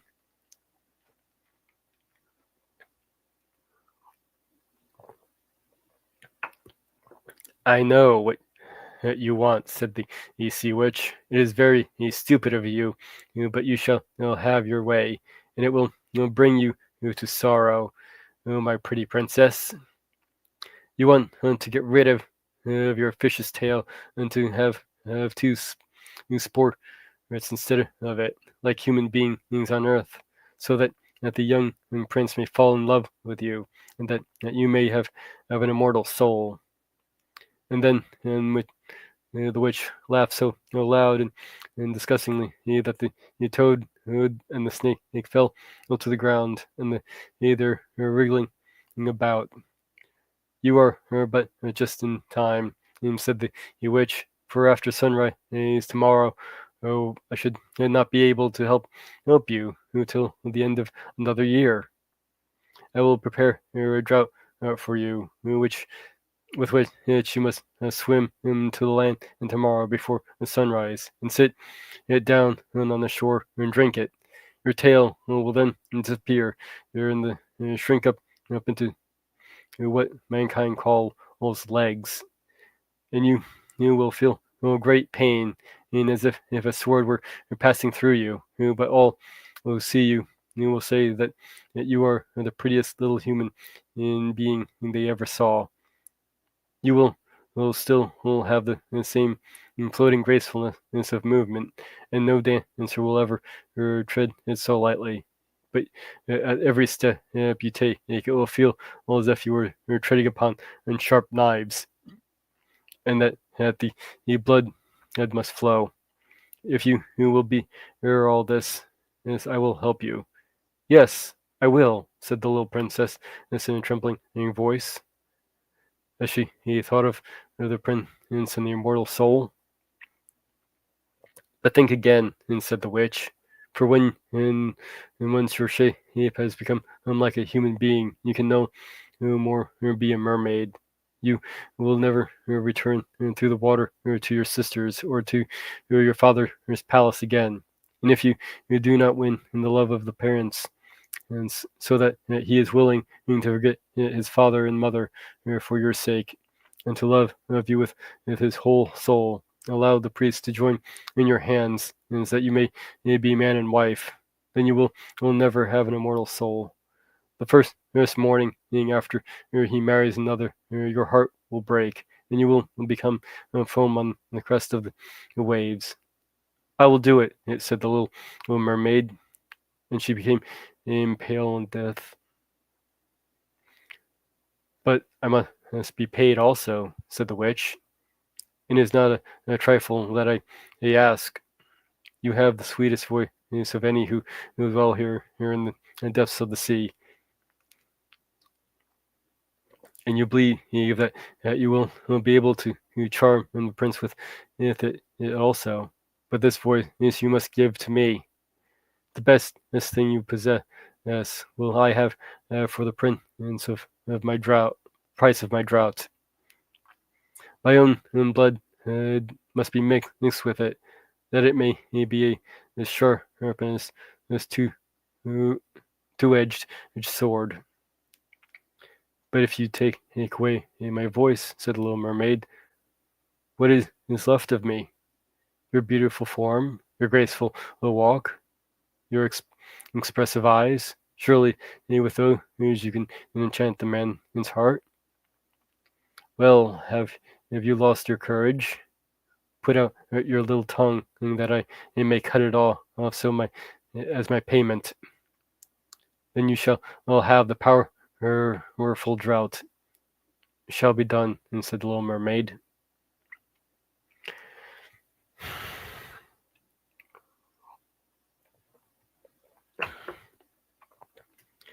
Then the witch placed her cauldron and on the fire to prepare the magic drought.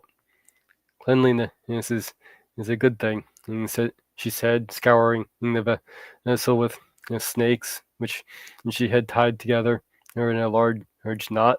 Then he pricked herself in the breast and let the black blood drop up into it. The steam that rose formed itself into such a horrible little shapes that no one could look at them without fear. Every moment that the witches threw something else into the vessel, and when it began to boil, all the sound was like the weeping of a crocodile. When at last the magic draught was ready, it looked like the clearest water. Here it is for you, said the witch. Then she cut off the mermaid's tongue, and so that she became dumb, and would never again speak or sing. If the polypi should seize hold of you, as you return through the woods, said the witch, throw over them a few drops of the potion, and their fingers will be torn into 1,000 pieces. But the little mermaid had no occasion to do this, for the polypi sprang back in terror when they caught sight of the glittering drought, that which shone in her hand like a twinkling star. So he passed as quickly through the wood and the marsh, and between in the rushing whirlpools. She saw all that in her father's palace, as the torches in the ballroom were extinguished, and all within asleep. But she did not venture to go into them, and for now she was dumb, and going to leave them forever. She felt as if her heart would break, and she stole into the garden and took a flower from on the flower bed as of each of her sisters, kissed her hand 1,000 times towards the palace, and then rose up through the dark blue waters. The sun had not risen when she came in sight of the prince's palace, and approached the beautiful marble steps, but the moon shone clear and bright. Then the little mermaid drank the magic draught, and it seemed as if two edged sword went through her delicate body. She fell into a swoon and lay like one and dead. When the sun rose and shone over the sea, she recovered and felt a sharp pain, and just before her stood the handsome young prince. He fixed his cool old black eyes upon her so earnestly that she cast down on her own, and then became aware that her fish's tail was gone, and that she had a pretty a pair of white legs, eggs, and tiny feet as any little maiden could ever have. But she had no clothes, so she wrapped herself up in her long and thick hair. The prince asked her who she was and where she came from. And she looked at him mildly and sorrowfully with her deep blue eyes, but she could not speak. Every step she took was as the witch had said it would be. She felt as if treading upon the points of needles or sharp knives. Yes, but she bore it willingly and stepped up as lightly by the prince's side as a soap bubble, so that he had all who saw her wondering at her graceful swaying movements. She was very soon arrayed in costly robes of silk and muslin, and then was the most beautiful creature in the palace. Yes, but she was dumb and could not neither speak nor sing.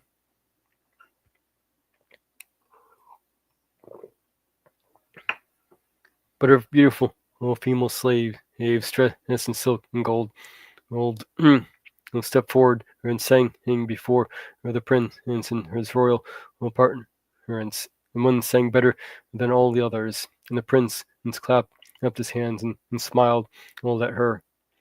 This was this great sorrow to the little mermaid. She knew how much more sweetly she herself could sing once, and she thought, oh, if he could only know that. I have given away my boy Ace forever to be with him. The slaves next perform some pretty fairy like dances. This is the sound of beautiful music. Then the little mermaid raised her lovely white arms and stood on the tips of her toes and glided it over the floor and danced as no one and yet had been able to dance. At each movement, in her beauty became more revealed, while in her expressive eyes it appealed more directly into the heart than in the song of the slaves. Everyone was enchanted, and especially the prince, who called her his little foundling.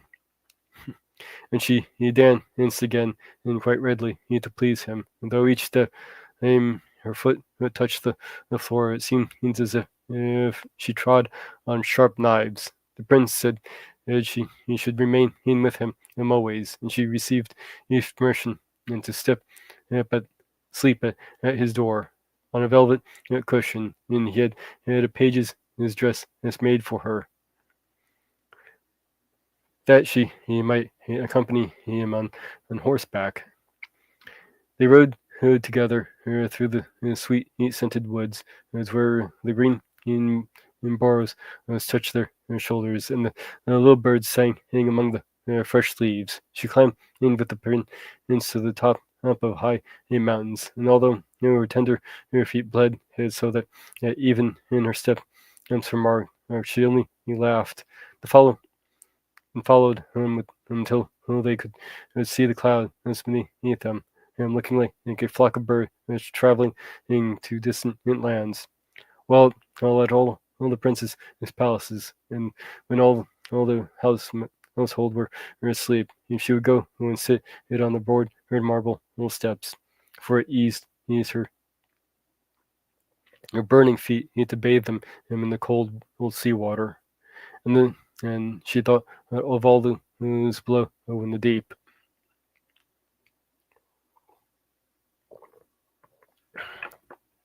Once during the night, her sisters came up arm in arm, singing sorrowfully as they floated on the water. She beckoned into them, and they recognized her and told her how she had grieved them. After that, they came to the same place every night, and once when she saw in the distance her old grandmother, who had not been to the surface of the sea for many years, and that the old sea king, her father, with his which crown on his head. They stretched out their hands toward her, but they did not venture so near the land as her sisters did.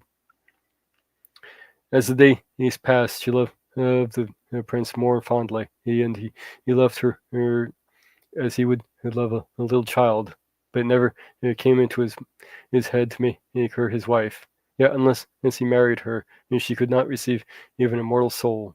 And on the morning after his marriage with another, she would dissolve into the foam of the sea. Do you not love me the best of them all? The eyes of the little mermaid seemed to say, when he took her in his arms and kissed her fair forehead. Yes, you are dear to me, said the prince, for you have the best heart, and you are the most devoted to me. You are like a young maiden whom I once saw, but whom I shall never meet again.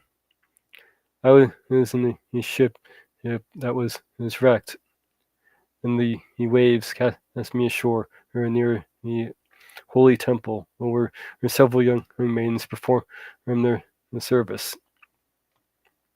The youngest of them found me on the shore and saved my life. I saw her but twice, and she is the only one in the world with whom I could love.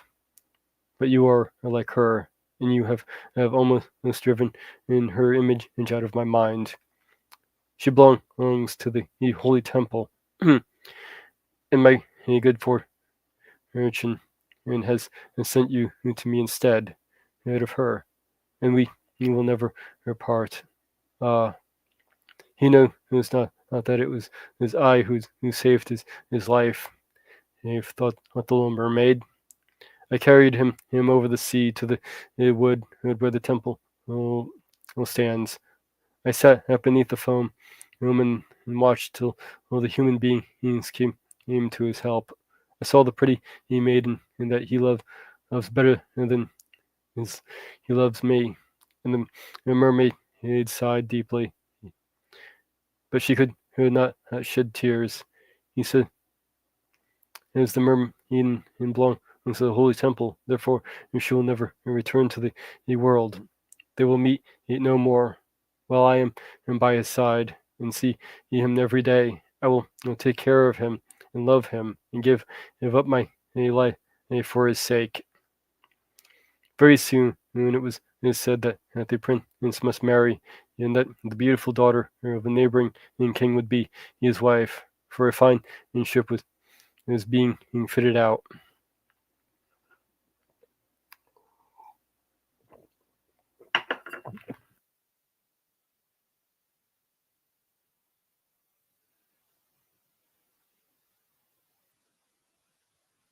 Excuse me, coughing fit.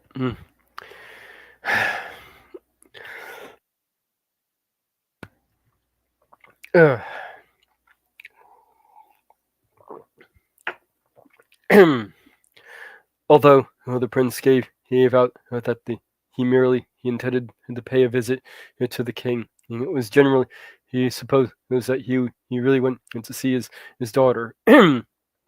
A great company were to go with him, and the little mermaid had smiled and shook her head. She knew the prince's his thoughts was better than in any of the others. I must travel. He had said to her. I must see this beautiful little princess. Yes, my parents desire it. But they will not oblige. They may not oblige me to bring her home as my bride. I cannot love her. She is not like the beautiful maiden in the temple whom you resemble. If I were forced to choose a bride, I'd rather choose you, who my a dumb foundling, and with those expressive eyes. And then he kissed her rosy mouth, played with her long wavy hair, and laid his head on her heart. Well, she dreamed of human happiness and an immortal soul. You are not afraid of the sea, my dumb child, said he, as they stood on the deck of the noble ship, which was to carry them into the country of the neighboring king. And then he told her of the storm, of calm, of strange fishes is in the deep beneath them, and of what the diver had seen there. And she smiled at his description, for she knew better than anyone what wonders were at the bottom of the sea. In the moonlight, when all on mm, mm, in the moonlight, excuse me. In the moonlight, when all on board were asleep, excepting the man at the helm, who was steering, she sat on the deck, gazing down through the clear water.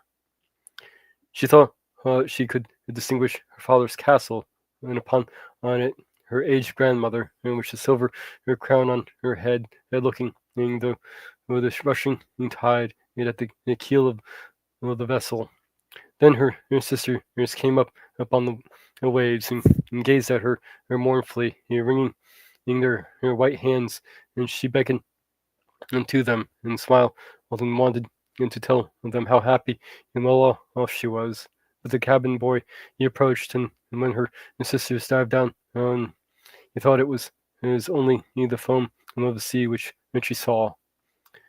The next morning, the ship sailed into the harbor, a very beautiful town belonging to the king, whom the prince was going to visit. The church bells were ringing, and for the high towers sounded a flourishing of trumpets, and soldiers with flying colors and glittering bayonets lined the rocks through which they passed.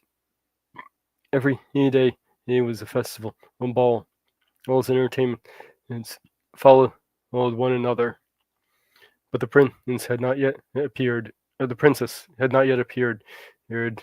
People said that she was being brought up and educated in a religious house where he was learning in every royal virtue.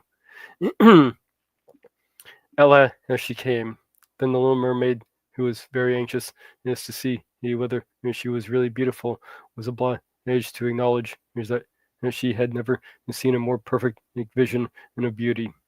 Her skin was delicately fair, and beneath her long dark eyelashes, her laughing blue eye shone with truth, with impurity. "It was you," said the prince, "who saved my life when I lay dead on the beach." And he folded his blushing bride in his arms. "Oh, I am too happy," he said to the little mermaid. "My fondness hopes are all fulfilled. You will rejoice at my happiness, for your devotion to me is great and sincere." The little mermaid kissed his hand and felt as if her heart were already broken. His wedding morning would bring death to her, and she would change into the foam of the sea. All the church bells rung, and the heralds rode about the town, proclaiming the betrothal. Perfume and oil was burning in costly silver lamps on every altar. The priests waved their censers, while the bride and bridegroom joined in their hand and received the blessing of the bishop. The little mermaid, dressed in silk and gold, held up the bridesmaid's train, but but, but her ears heard nothing of the festive music. In her eye, they saw not the holy ceremony. She thought out of the night of death, which was coming into her, and of all she had lost in the world. On the same evening, the bride and the bridegroom went on board her ship. Cannons were roaring, and flags waving, and in the center of the ship, by the costly tent of purple and gold had been erected. It contained elegant coaches for the reception of the bridal pair during the night.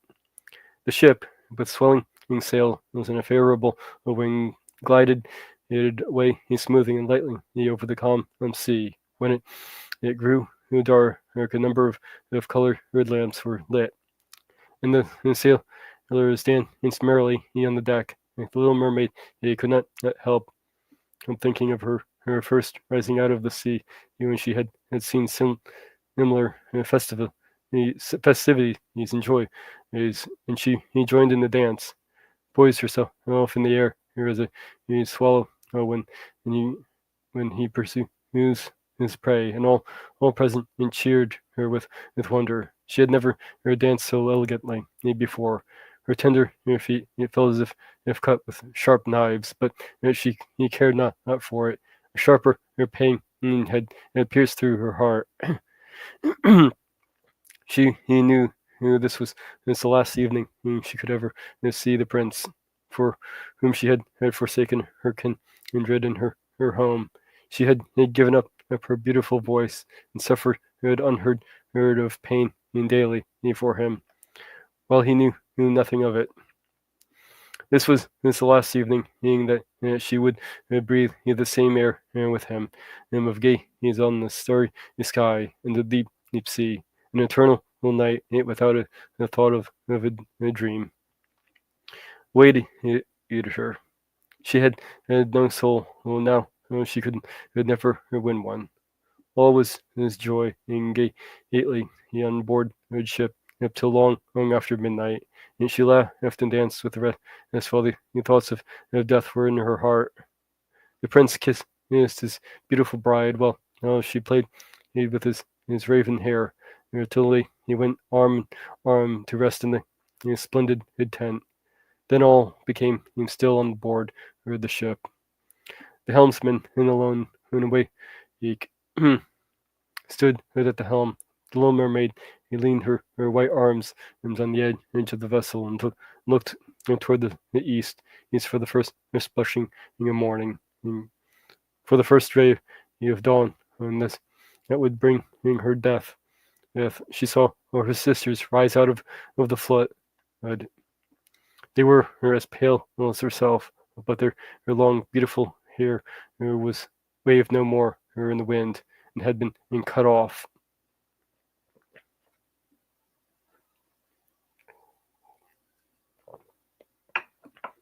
We have given her hair to the witch, said they, to obtain help for you, that you may not die tonight.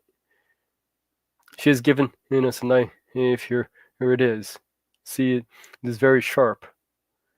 Before the sun rises, you must plunge it into the heart of the prince. When the warm blood falls upon your feet, they will grow together again and form into a fish's tail, and you will be once more a mermaid, and return into us to live about your 300 years before you die, and change into the salt sea foam.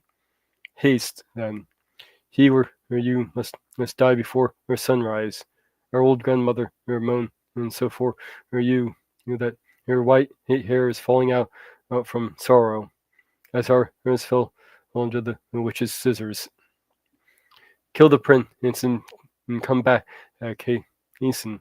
Do you not see the first red streaks in the sky? In a few minutes the sun will rise, and you must die.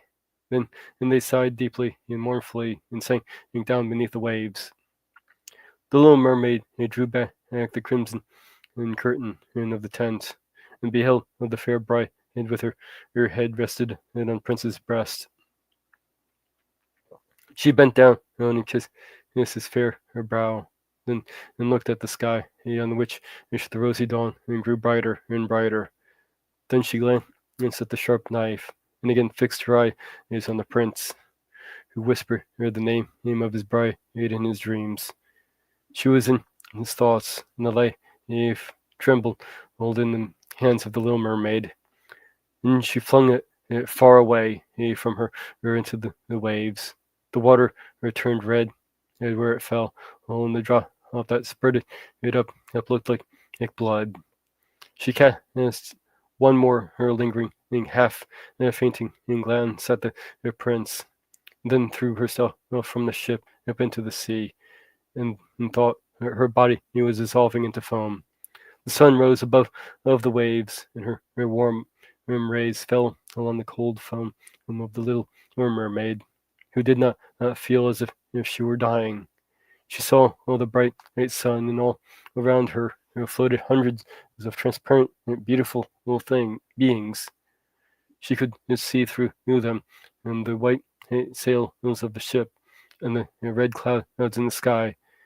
Their speech was melodious, but too ethereal to be heard by mortal ears, as they were all also unseen by mortal eyes. The little mermaid perceived them, and she had a body like theirs, and that she continued to rise through these higher and higher out of the foam. "Where am I?" asked she, and her voice sounded ethereal, as the voice of those who were with her. No earthly music could imitate it. "Among the daughters of the air," answered one of them. "A mermaid has not an immortal soul, nor can she obtain one unless she wins the love of a human being. On the power of another hangs her eternal destiny. But the daughters of the air, although they do not possess an immortal soul, can, and by their good deeds, procure one and for themselves. We fly to warm countries and cool the sultry air that destroy these mankind with the pestilence. We carry the perfume of the flowers to spread good health and restoration. After we have striven in for 300 years to all the good in our power, we receive even a mortal soul and take a part in the happiness of mankind. You, poor little mermaid, you'd have tried it with your whole heart to do as you're doing. You have suffered and endured and raised yourself to the spirit world by your good deeds. And now, by striving for 300 years in the same way, you may obtain an immortal soul." The little mermaid lifted her glorified eyes towards the sun, and felt them for the first time filling with tears. On the ship in which she had left the prince, there were her life and noise, and she saw him and his beautiful bride searching for her sorrowfully. They gazed at the pearly foam, as if they knew she had thrown herself off into the waves. Unseen, she kissed the forehead of her bride and fanned the prince, and then mounted with the other children of the air to a rosy cloud that floated through the ether. After 300 years, thus shall we float into the kingdom of heaven. And she said, and we many even get there sooner, whispered one of her companions. Unseen, we can enter the houses of men, and where there are children, and for every day which we find a good child who is the joy of his parents and deserve of their love. Our time of probation is shortened. The child does not know when we fly through the room, and that we smile with joy at his good conduct. for we can count 1 year less of our 300 years. But when we see a naughty or wicked child, we shed tears of sorrow, for every tear or day is added to our time of trial. The end. Well, I hope I didn't bore her too many. That was quite longer of a story than I tend to do. And I ran about 30 minutes over my usual time limit here. Again, thank you for listening. If you happen to listen to this in replay, I'd like to hear some comments about how I can improve.